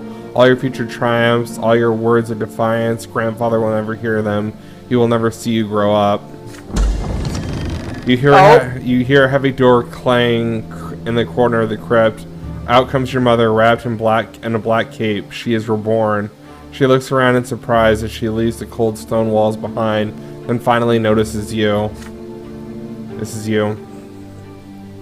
My son, Nathan, Gloria, what happened to me? What happened to them? But okay. Sorry. You briskly wipe your face and comfort her. No one else had died that night. It is hard to speak, like something is clutching at your throat. When mother sees grandfather's charred remains, she closes her eyes with a deep sigh. Then she shakes so violently she falls to her knees. Then she starts whispering something. You recognize it. It is a prayer of the gratitude to the twins. The twins are the gods, and the gods rule this world. When she is done, she briskly wipes her face like you did. She looks younger now. Her eyes sparkle. She smiles so brightly and so sincerely. You have not seen her like this for a long time. Mother comes closer and pats you on the head fondly and gently. This is you. Hang on, I got her in my mouth.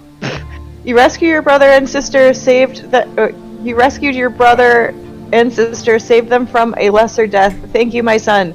Please remember this. None of this is your fault. This is my final life, and I promise to live it in joy. Are they cats? Are they secretly cats? No, you get multiple lives. The twin gods grant you multiple lives to live. Right, so they're cats? Yeah, they're cats. Okay. They have 9 lives. Everyone's a cat. You hear the snorting of horses outside. Father is back from Eterna. Gregor Brant, true death. Alright. What does it mean? He's dead for good. Ingenuity +1 and spirituality +1. Your grandfather, Sir Gregor Brante, left this world forever to meet the twin gods.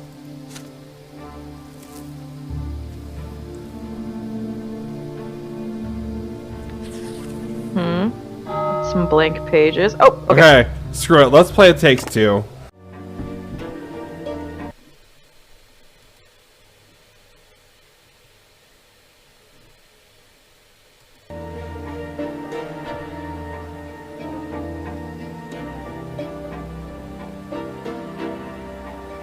Hello, hello. How are we all doing? How are we all doing?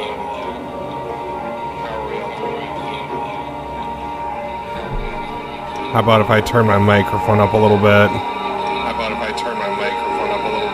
A little bit more.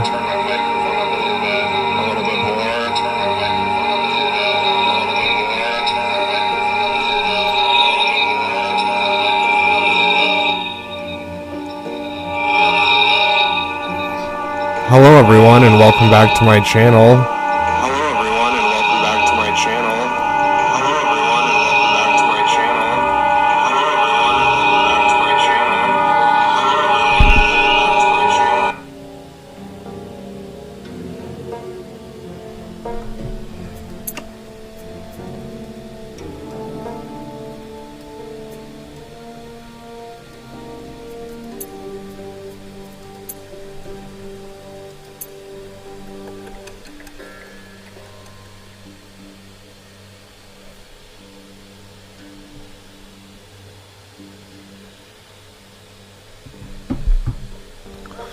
Alright, hello everyone and welcome back to my channel. I am your host, Saucy McFoodlefist, and today we are playing The Life and Suffering of Sir Brante. Currently, we are 14 years old and our mother just died but came back to life. And our grandfather died and did not come back to life. And that's kind of where we're at right now. So, let's get started.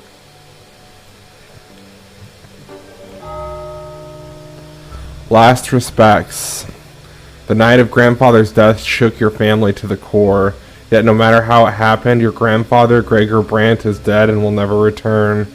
He was a fearful shadow looming over the rest of the family, the Brante patriarch exerting his influence on the lives below him, and all you will remember him, and all of you will remember him forever.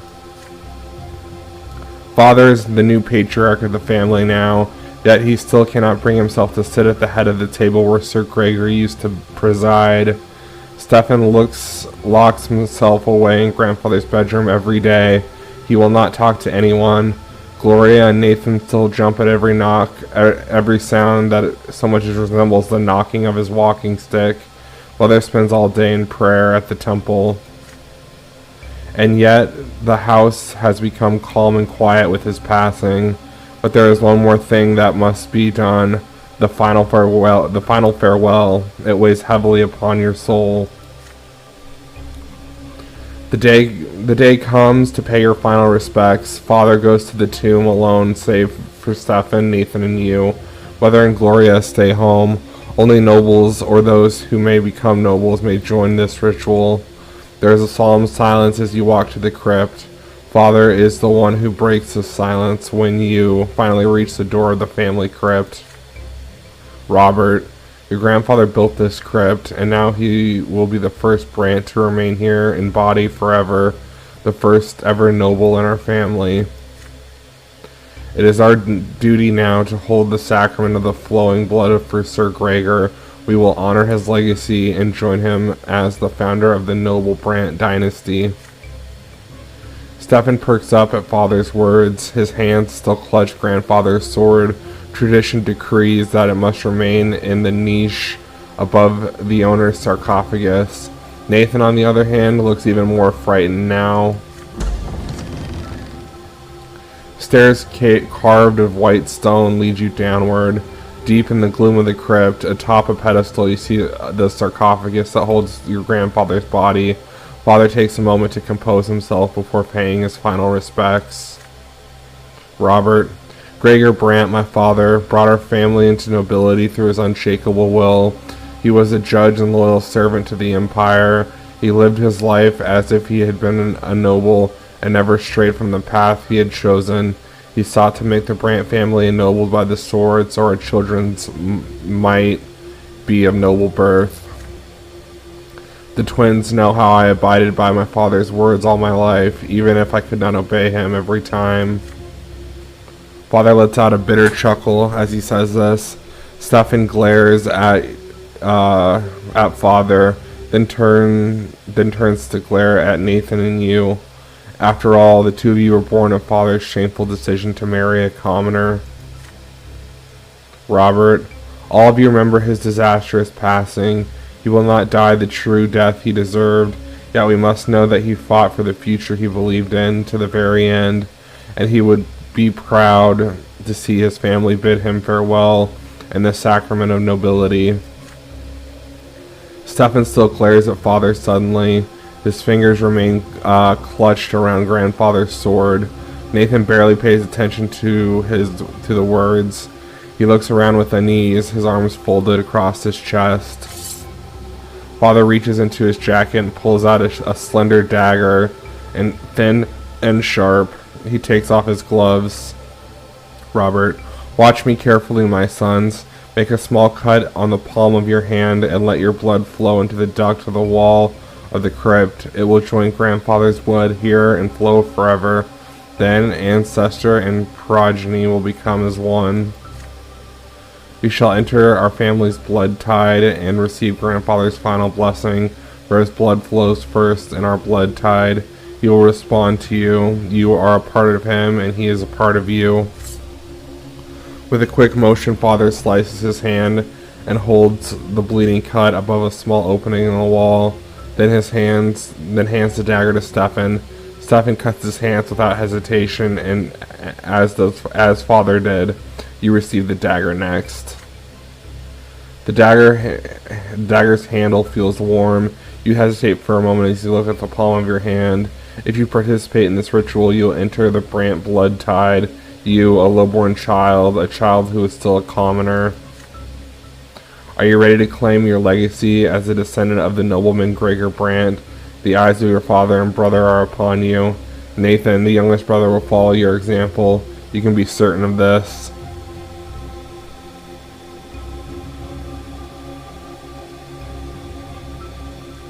Alright, well, these two are locked.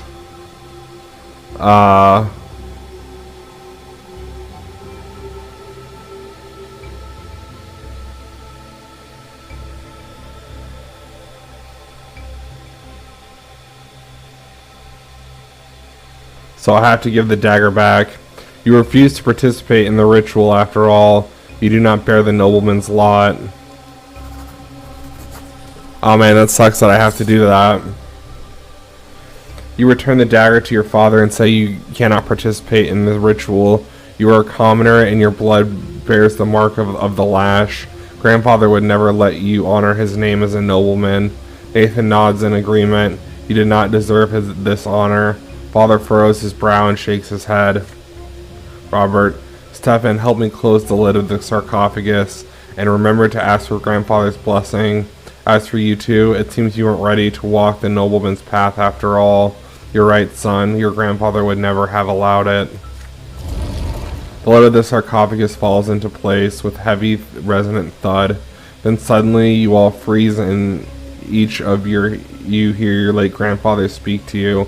His voice is loud as it rings to the depths of the crypt, and yet he speaks to each of you separately.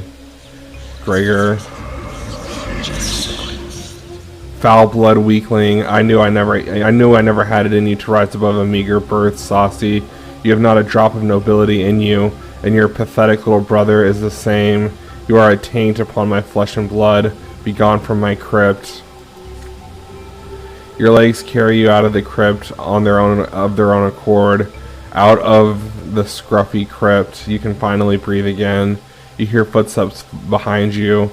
You turn around and meet Nathan's gaze. Nathan, you did the right thing. If it weren't for you, I'd have done what Father told us. Grandfather and I should stay away from his legacy. Said it'll do me no good if I try to follow in his footsteps. How's that for words of guidance, eh? Nathan sighs as he embraces you. Father and Stefan leave the crypt much later and walk to the carriage without a word. You and Nathan humbly follow behind. Relations -1 with Robert. Relations +1 with Nathan. Willpower +5. Prepared for anything.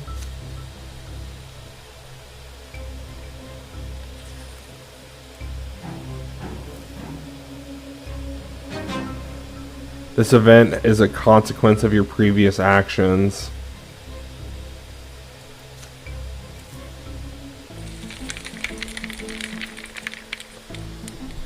Alright, the poets. Today you and Thomas are to explore the streets of the castle district. You delve deep into the district, right to the old siege walls of Anazot. The city needs these walls no longer. There are no more enemies left for the Empire to fight. Since the twins descended and chose the Tempest dynasty to rule the Empire, it has spread one sea to sea, bringing its rule and peace for many generations. The two of you gaze in awe of the old charcoal black marks on the former fortress walls. They say magic wielders during Charmilanidis' rebellion could conjure gusts of fire with their own hands. The rebellious duke fought against the emperor of the Church of the Twin Gods in the days of yore, but nothing remains of his rebellion now, save for scorched ruins and parched land throughout Magra. You and your friends study the old walls and daydream about the battles that took place here during the rebellion, but then you hear a muffled voice coming from somewhere below the ground. You look around and find a hole in the brickwork where the sound is coming from. Naturally, you take a peek. You see a half-ruined hall built below the ground and a handful of young men and women standing there in the dark. They look a little bit older than you and are wearing plain shirts and dresses. A young man standing on a piece of crumbled wall, reciting some poetry. It tells the story of a nobleman who fell into a puddle thanks to his gaudy cloak, and none of his noble bearing was of any help. He ends in a farcical bow. Hear applause and laughter. He gets down from the crumbled wall, and a young girl takes his place. You cannot see her in the darkness, but hers is the voice you could recognize anywhere. It's Gloria. Your sister begins to recite a poem, and she has written, Gloria.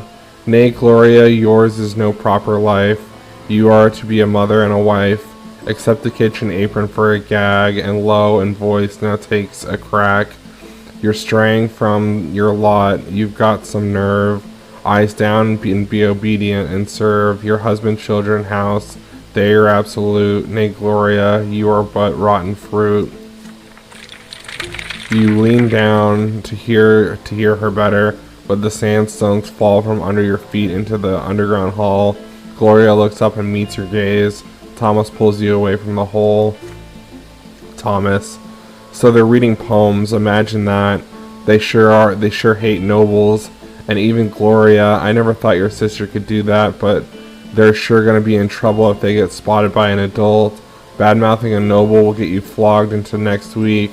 Not to mention all the trouble you can get in for writing poems if you're a commoner. You'd better tell your sister to lay off. We'd better stay away from them too. You nod. Being around these people put Gloria in great danger. But you know your sister. It will not be easy to tell her this. Your adventure in the castle district is done for tonight. You and your friend return home.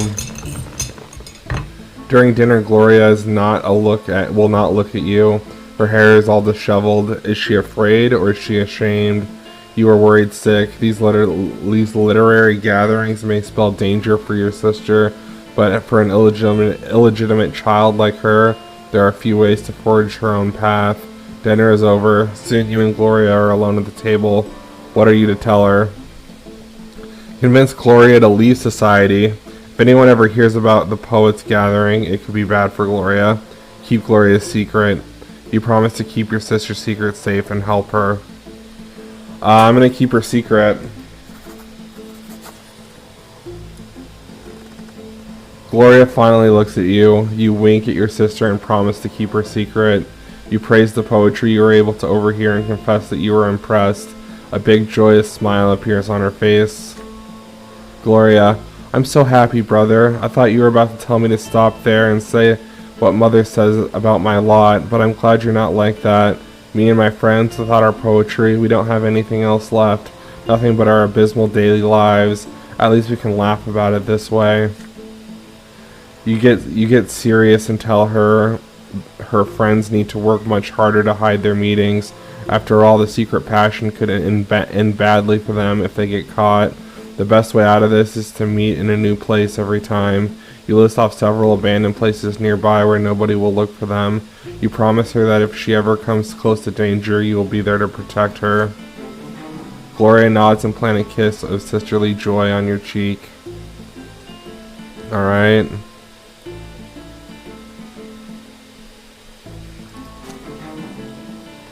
Ingenuity, +1. Gloria, event has happened. You discover the secret society your sister Gloria has joined.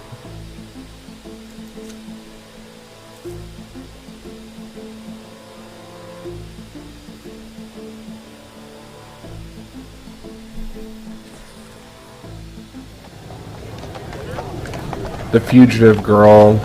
Grandfather's passing and last respects have left a mark on your entire family. His words relayed from the hereafter keep echoing in your mind.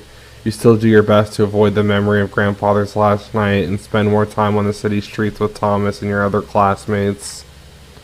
The road of the house reminds you of another clash with death. Sometimes as you walk along the road, you recall Sophia, the beautiful girl with wonderful eyes and the terrifying thundering hooves. You have not seen Sophia since the fateful day. The children who live nearby say her parents sent her to a rich Archaean family, the Autons, as a servant. The sun has set. The pillar shines palely in the dark sky.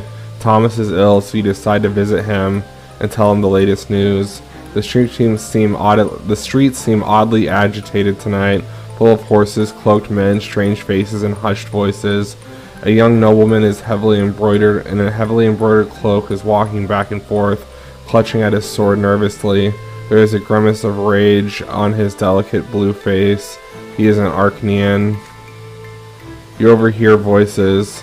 Sir Auton, the girl's not at home. We've searched the house. Her parents swear she ran away from home too. They claim they wanted to bring her back. Dorius Auton. Just do whatever it takes. Turn this loathsome disher upside down if you must, but bring my servant back to me. She's here. Sophia ran away from an Archaean? How can this be? There's only one place on the entire planet where she could hide, the abandoned Moral House, 4 houses away from yours. You head there, doing your best not to attract attention. The lopsided house built of yellow brick has been abandoned for 20 years or so. You remember playing there as a boy. You glimpse a figure inside before you enter. A pair of eyes glimmer in the dark. You would recognize them after another 4 years. Sophia has grown up. She is almost an adult. Now her face is full of fear.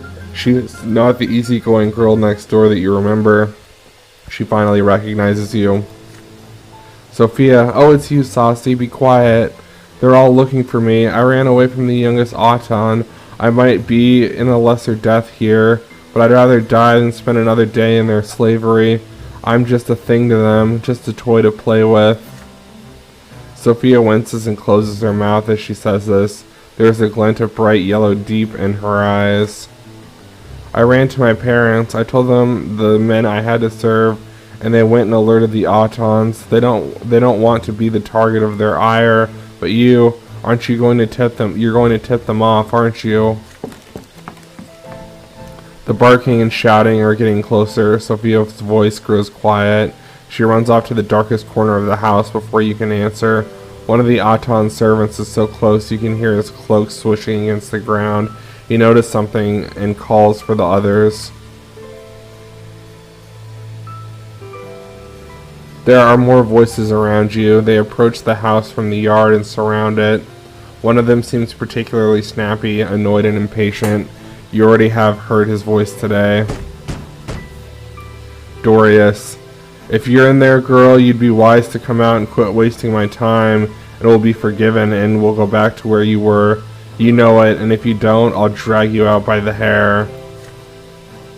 The hilt of the young Arcanian's sword bashes at the door.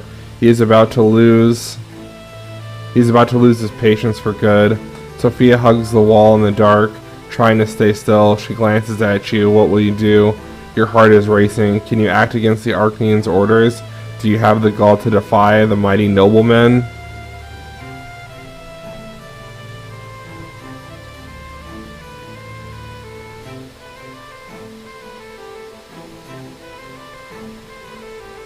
Okay,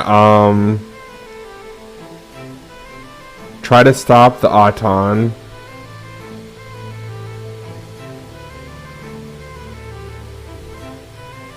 Help Sophia flee.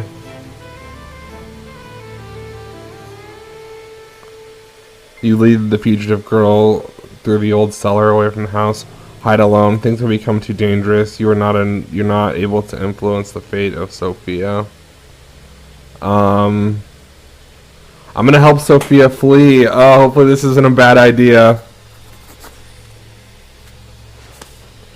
You grab Sophia's hand as you run down the stairs to the old cellar. She resists you at first until she reads your lips. There is a secret way out. You sneak away into the cellar, leading the way.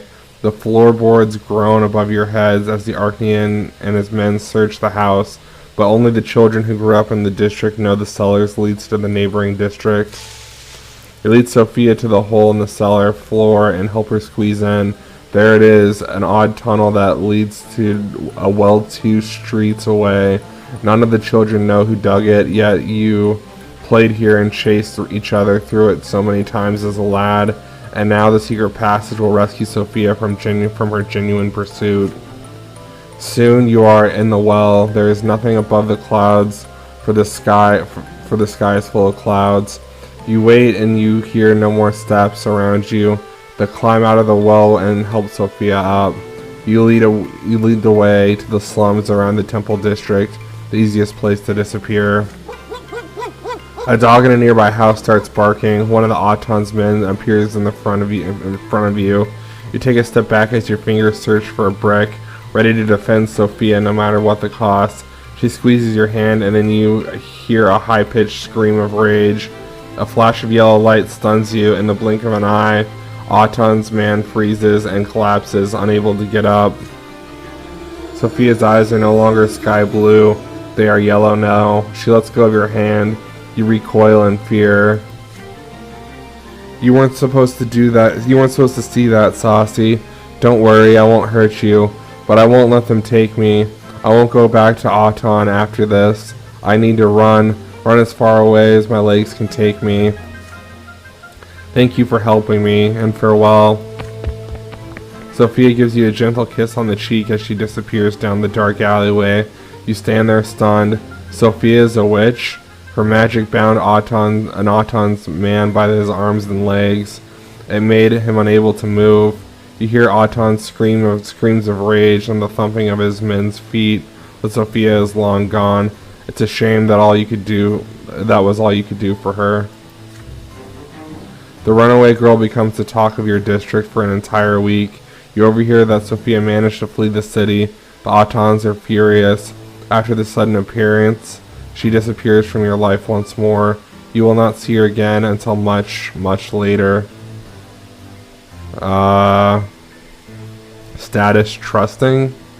Your heroic act gave Sophia a faint glimmer of hope. Nice. Well, at least we're friends with a witch. My willpower went down 5. Okay. Matters of the Heart, achievement unlocked. Meet a girl. You experience your first romantic feelings. Well, isn't that sweet?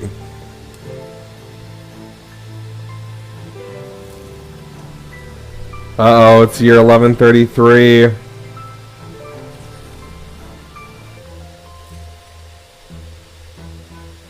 Alright, we're going to take a quick break, and we will be back in just a minute.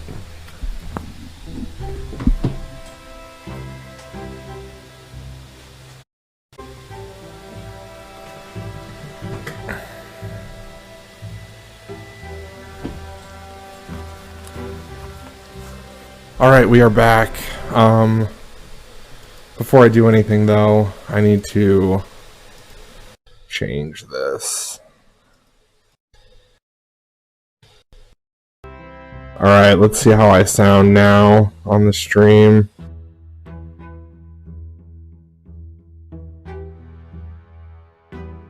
Mic check, 1 2 1 2. Mic check, 1 2 1 2. Mic check, 1 2 1 2. Alright, I guess that sounds alright, I guess.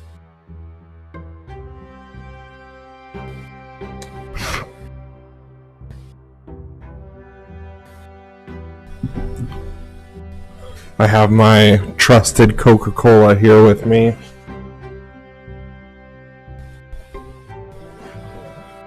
Year 1133, summer, the bloodstained sermon. You are about to turn 15, just one step away from adulthood. Your mother is acting anxious at dinner today, barely touching her food. You exchange glances with Gloria. She carefully tells you she wants to go to the tailor. Mother shudders and her hand clenches into fists. Lydia, no, don't you dare leave home today, I forbid it. The dirty heretic Fortis is preaching his lies under the silver tree today. Twins willing, I don't want you to hear any of that. You and Gloria glance at each other again. Fortis, he is a patriarch, the head of the clergy throughout the entire province. That is the first time you heard mother speak like that about a priest, especially such a high-ranking one. Once you leave the dinner table, Gloria comes to your room with a cunning expression on her face, like she's about to play a trick on someone. She has a plan. The two of you should sneak out of the house and go to the silver tree. You simply must hear a sermon for yourself. What's so bad about Patriarch Fortis? Why does Mother hate him so much? You two are grown-ups now. Surely you will have the right to know. You agree with your sister. Together you sneak out from under your mother's watchful eye and hurry to the silver tree. The temple block is full of people from all ranks and estates. There is barely enough room for you to squeeze through the crowd. The crowd is gathered around the very roots of the tree. Gloria suggests that you climb up to the roof of a nearby building so you can hear and see everything better. And not a moment too soon. From the roof you see a tall, silver-haired priest step onto the platform by the tree, dressed in a common black robe and looks far beneath his rank, yet he stands like a noble before the crowd. Behind his back is a banner flapping in the wind with the open book. This is the symbol of the new faith, the crowd whispers. The patriarch holds his hands up to the sky and the entire temple block grows quiet. He begins his sermon, his vibrant voice rolling across the square. Fortis speaks of a great mistake. I'm gonna take a drink. Hold on.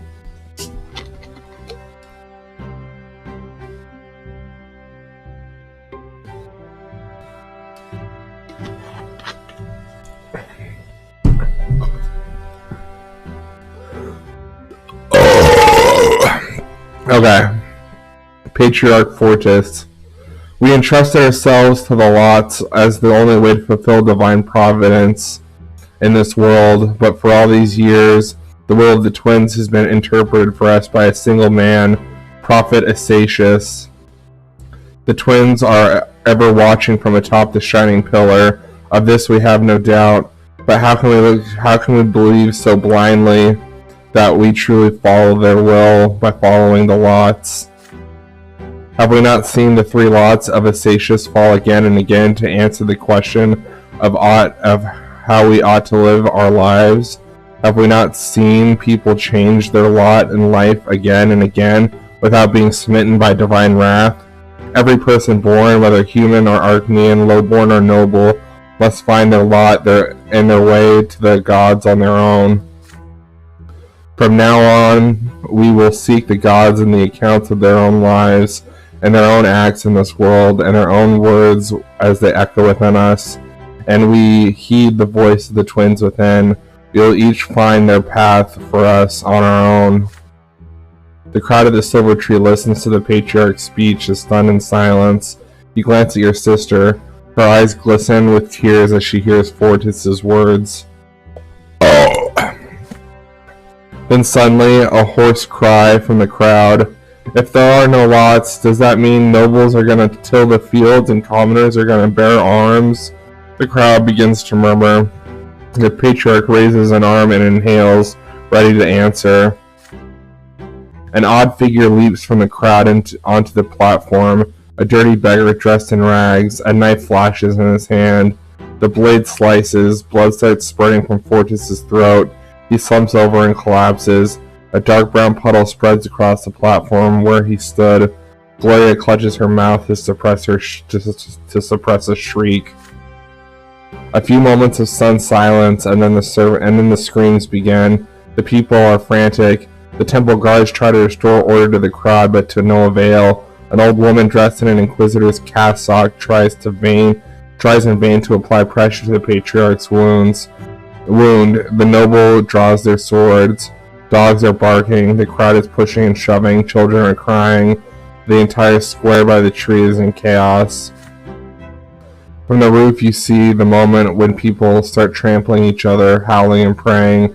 Gloria tugs on your sleeve. Time to go. You climb down from the roof and run. You return home without exchanging a word. Mother has been in her room all the while, so no one noticed her absence. Gloria locks herself in her room. You do not discuss the things you have just seen. They are too frightening. But your parents discuss every little detail of the bloodstained sermon over dinner. Robert, this is unbelievable. A patriarch murdered in plain sight. The gendarmes and archduke's guards have searched every corner of the slums, and the murderous beggar has disappeared without a trace.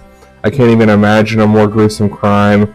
Fortis has died a true death, never to return from the hereafter. But how? Why can't the patriarch be reborn? He's so close to the twins. Such is the way of the world, my children. Once you are granted great power by the twins' will, there's no hope for you to come back. Not even after the first of your deaths. Emperors, the powerful vassals, heads of the Arcanian dynasties, patriarchs of the church, none of them are destined to be reborn. Fortis is gone forever. I fear for his soul. It was lost in doubt. Will the twins accept him upon the peak of the pillar? We must pray for the patriarch, children. Let us hope he managed to return to the true old faith before the moment of his passing. But there is little hope for that. Church +1. We're at -3 right now, and order -1.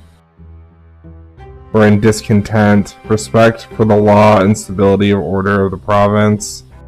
The prevailing religious school in the province of Magra determines the doctrines, rites, and traditions practiced by the majority of the population.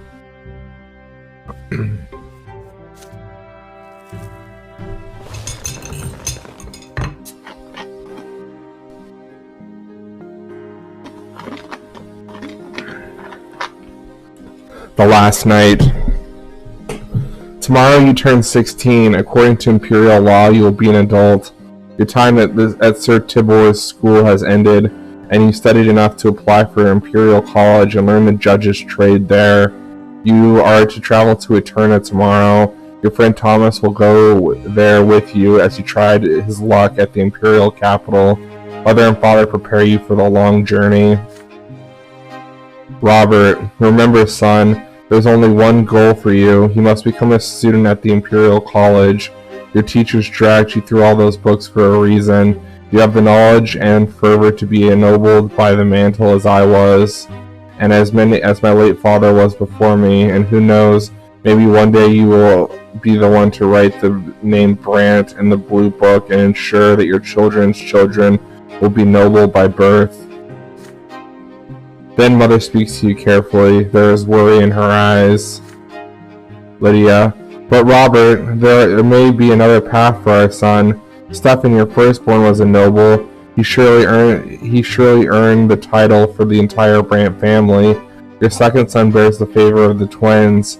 For him, the path of the priest is a worthy calling. no less than a nobleman's sword.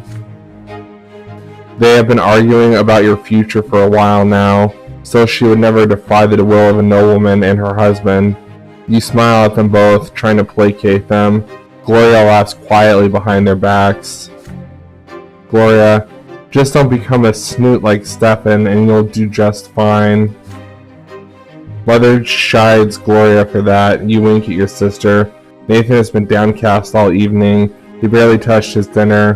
When everyone gets up from the table, he suddenly rushes over to embrace you. Please don't, Nathan, please don't go, Saucy. Can't you stay? I don't know what I'm going to do without you. You tussle his hair in response. There is no way you can stay now, you say. But when you come home, you will come home, and you will tell him of your stories and bring him a special present from Eterna. This is it. All your lessons have been learned, and all your things have been packed for the road. You will leave the family home tomorrow. Tonight is your last night at home before your departure. You walk through the rooms one last time. The sitting room where Mother used to read you fairy tales, the library where Gloria used to spend all her time, Father's study which you entered only on special occasions, the backyard where you taught Nathan to build towers one summer. The whole place feels so familiar. So dear to you. It feels like home. You lived here for 16 years. Will you ever return? It's getting late. Everyone is already in their rooms, but you hesitate. Father, Mother, Gloria, Nathan. It'll be a long time before you see them again. Who will you spend your last few hours with? Well, we don't have a choice.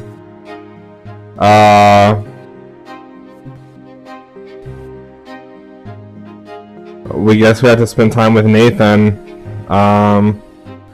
Surely your brother is awake at this hour, or isn't he?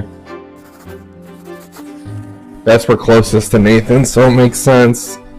Nathan is already in bed, snoring. You approach your brother quietly and pat him on the head.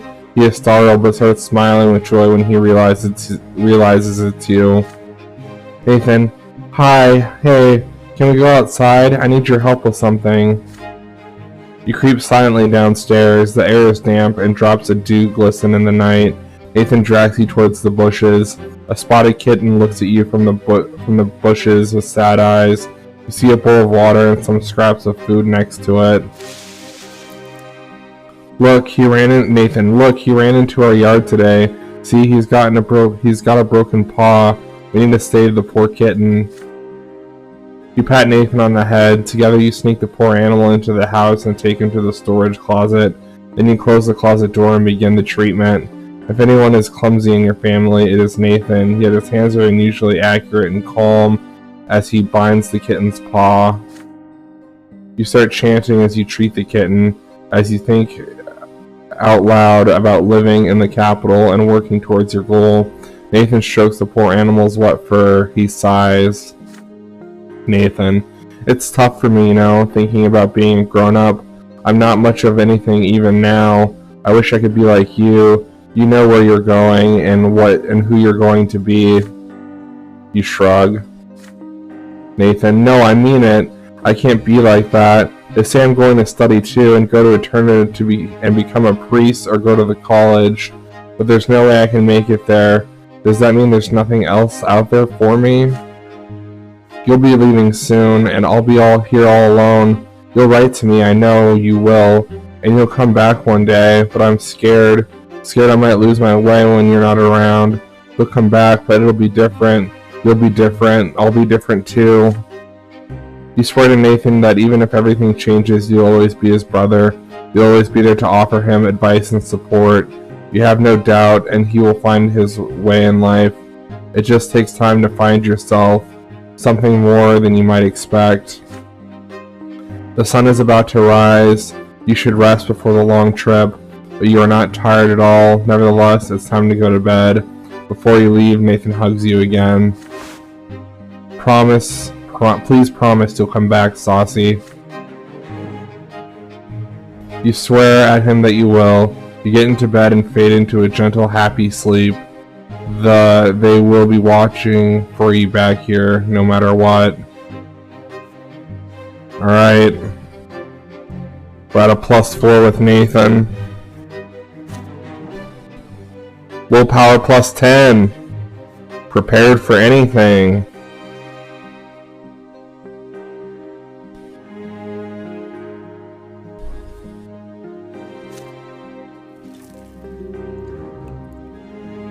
Departure from home, year 1133. You leave the family home for a long time. Your future awaits you in Eterna, the capital of the Empire.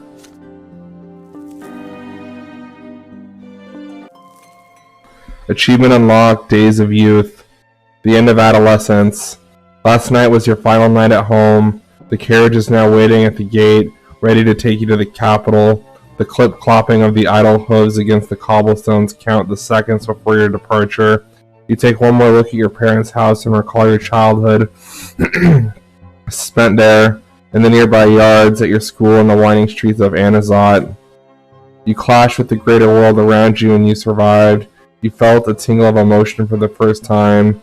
You were taught by the school and the streets. You explored the city of your birth and learned something of its past. You witnessed firsthand the events that will be remembered by history for all time. All this is yours now, forever. You saw death, lesser death followed by rebirth, and the true death that takes and never gives back. You saw death lying in wait to strike the unaware, like a beast stalking its prey. You saw grandfather's angry grimace lit by the flickering fire of the lamp, the Archduke's cavalry trampling under those who stood in their way, and your older brother's bloody sword slicing through the air. Death has followed you from a very young age. And yet you live on. You have a friend who has been by your side all these years. Thomas taught you many things. How to take a hit, how to keep your word, how to remain true to your own self. And now Thomas is walking to the same carriage as you are with a heavy bag slung over your shoulder. Your friend will remain your companion for the time being.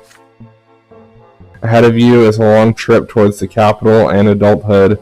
For the first time, you will be away from your family and home. What awaits you in the future?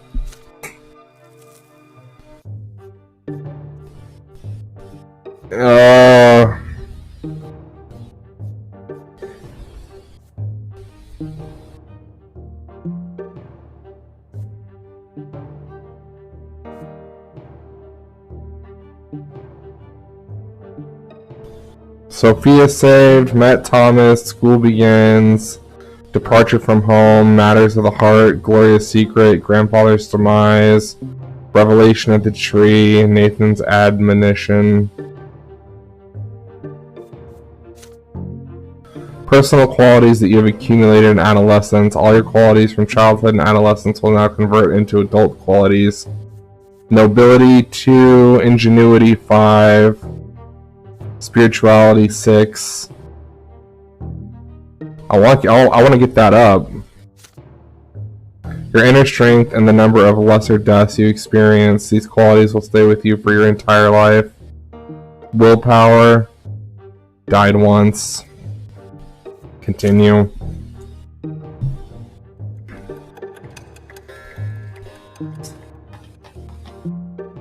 Oh man, things are getting good.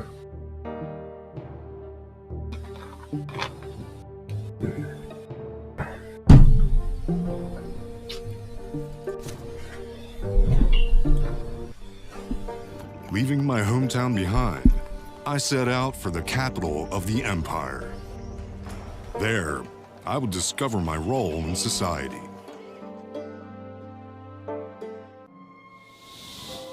Chapter 3, Youth. Alright, we're on to Chapter 3, everybody. Here we go.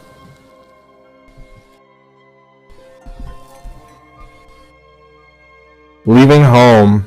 The driver flicks the reins. The carriage slowly sways away as it starts moving away from your home. You stick your head out the window and wave goodbye to your family. Nathan is running after the carriage with Thomas's younger brother in tow. Tears glistening in their eyes. It hurts to leave your home behind. Ahead lies Eterna, the imperial capital, and you often read about how the stories from your father and Stefan. It is a city that surpasses Anazat enormously in terms of size, age, wealth, and beauty. But what is it really like? What kind of life awaits you there? What will you learn there, and where will your actions take you? You pass the old walls of Anazat. Somewhere within them is the old fortress you and Thomas built together out of wooden planks, now left to the care of your younger brother. You two are adults now. Perhaps the fortress will crumble, now abandoned, or perhaps your brothers will continue what you started. Who knows? You look down at your hands, knuckles covered in scars from street antics, fingers stained with ink. Mother gave you a cross to wear away from home, and now you feel its warmth against your chest. Your family counts on you, even though they all wish a different future for you. But they are behind you now in Anazat.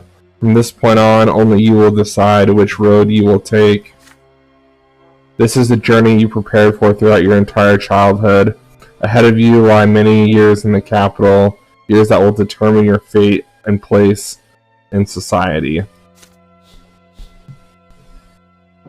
Okay. These are new personal qualities. These are your personal qualities in adulthood, which you will use for the rest of your life. The sum of these qualities that you have gained, childhood and adolescence, for skill checks you will need a value between 10 and 16. Values 17 to 19 are required for rare and special difficult choices. The maximum value 20 only gives you a chance for one extraordinary deed. Perception, nobility, and diplomacy. Okay.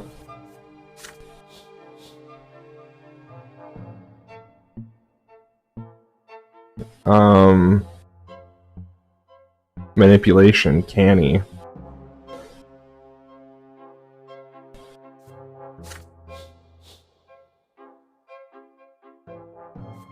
Follower.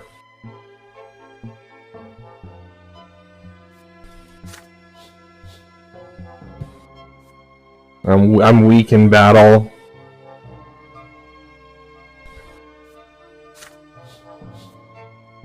Scheming, inexperienced. Eloquence, tongue-tied.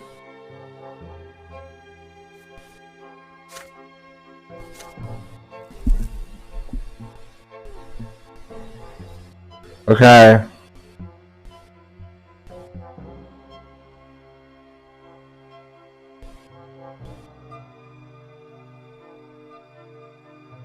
You left your hometown to study in the imperial capital. What life awaits you in Eterna? What will you study, and where will you go? When push comes to shove, which road will you take? Your youth awaits, and the years will determine the nature of your destiny and your place in society. Life paths that you will choose from this chapter: path of the lotless, path of the priest, path of the nobleman, true death.